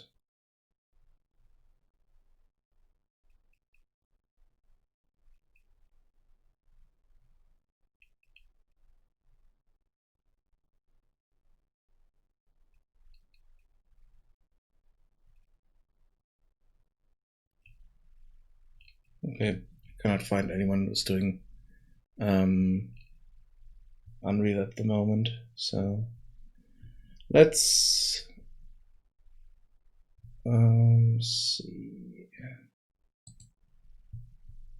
What's this?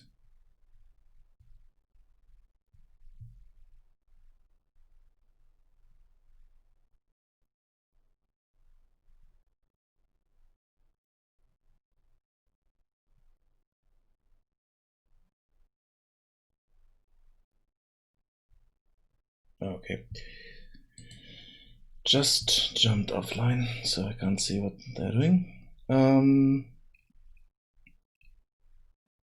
Yeah, I cannot find anyone that I would rate it now, so I will go offline. You can find other streams in different categories, even though there's no game dev category, which is quite annoying. But they are doing art, they're doing science and technology, they're doing creative, whatever. You can find them all over the place, but I cannot see any Unreal Engine streamer at the moment. I saw something that looked like that. I think they were doing the game jam. Yeah, here, let's have a look at that.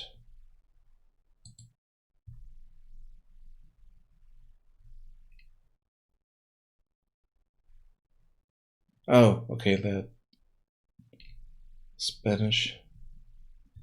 So, might not be understandable properly, but... wait, there is... Yeah, no, language is set to Spanish.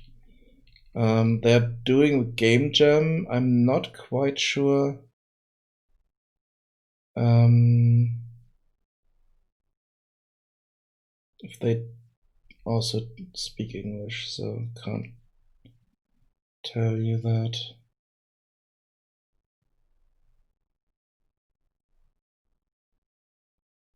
No, doesn't look like it.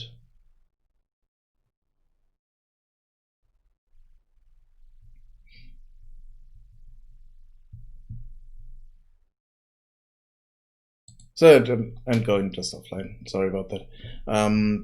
No, taking so long for that. So I should be back next week, hopefully for a slightly longer stream. It was a bit short, but I didn't have much time this weekend. So, yep. Like I said, I will continue working on this project offline, and we'll show you the progress next week, and then we will continue working on MagicAle. So, bye bye.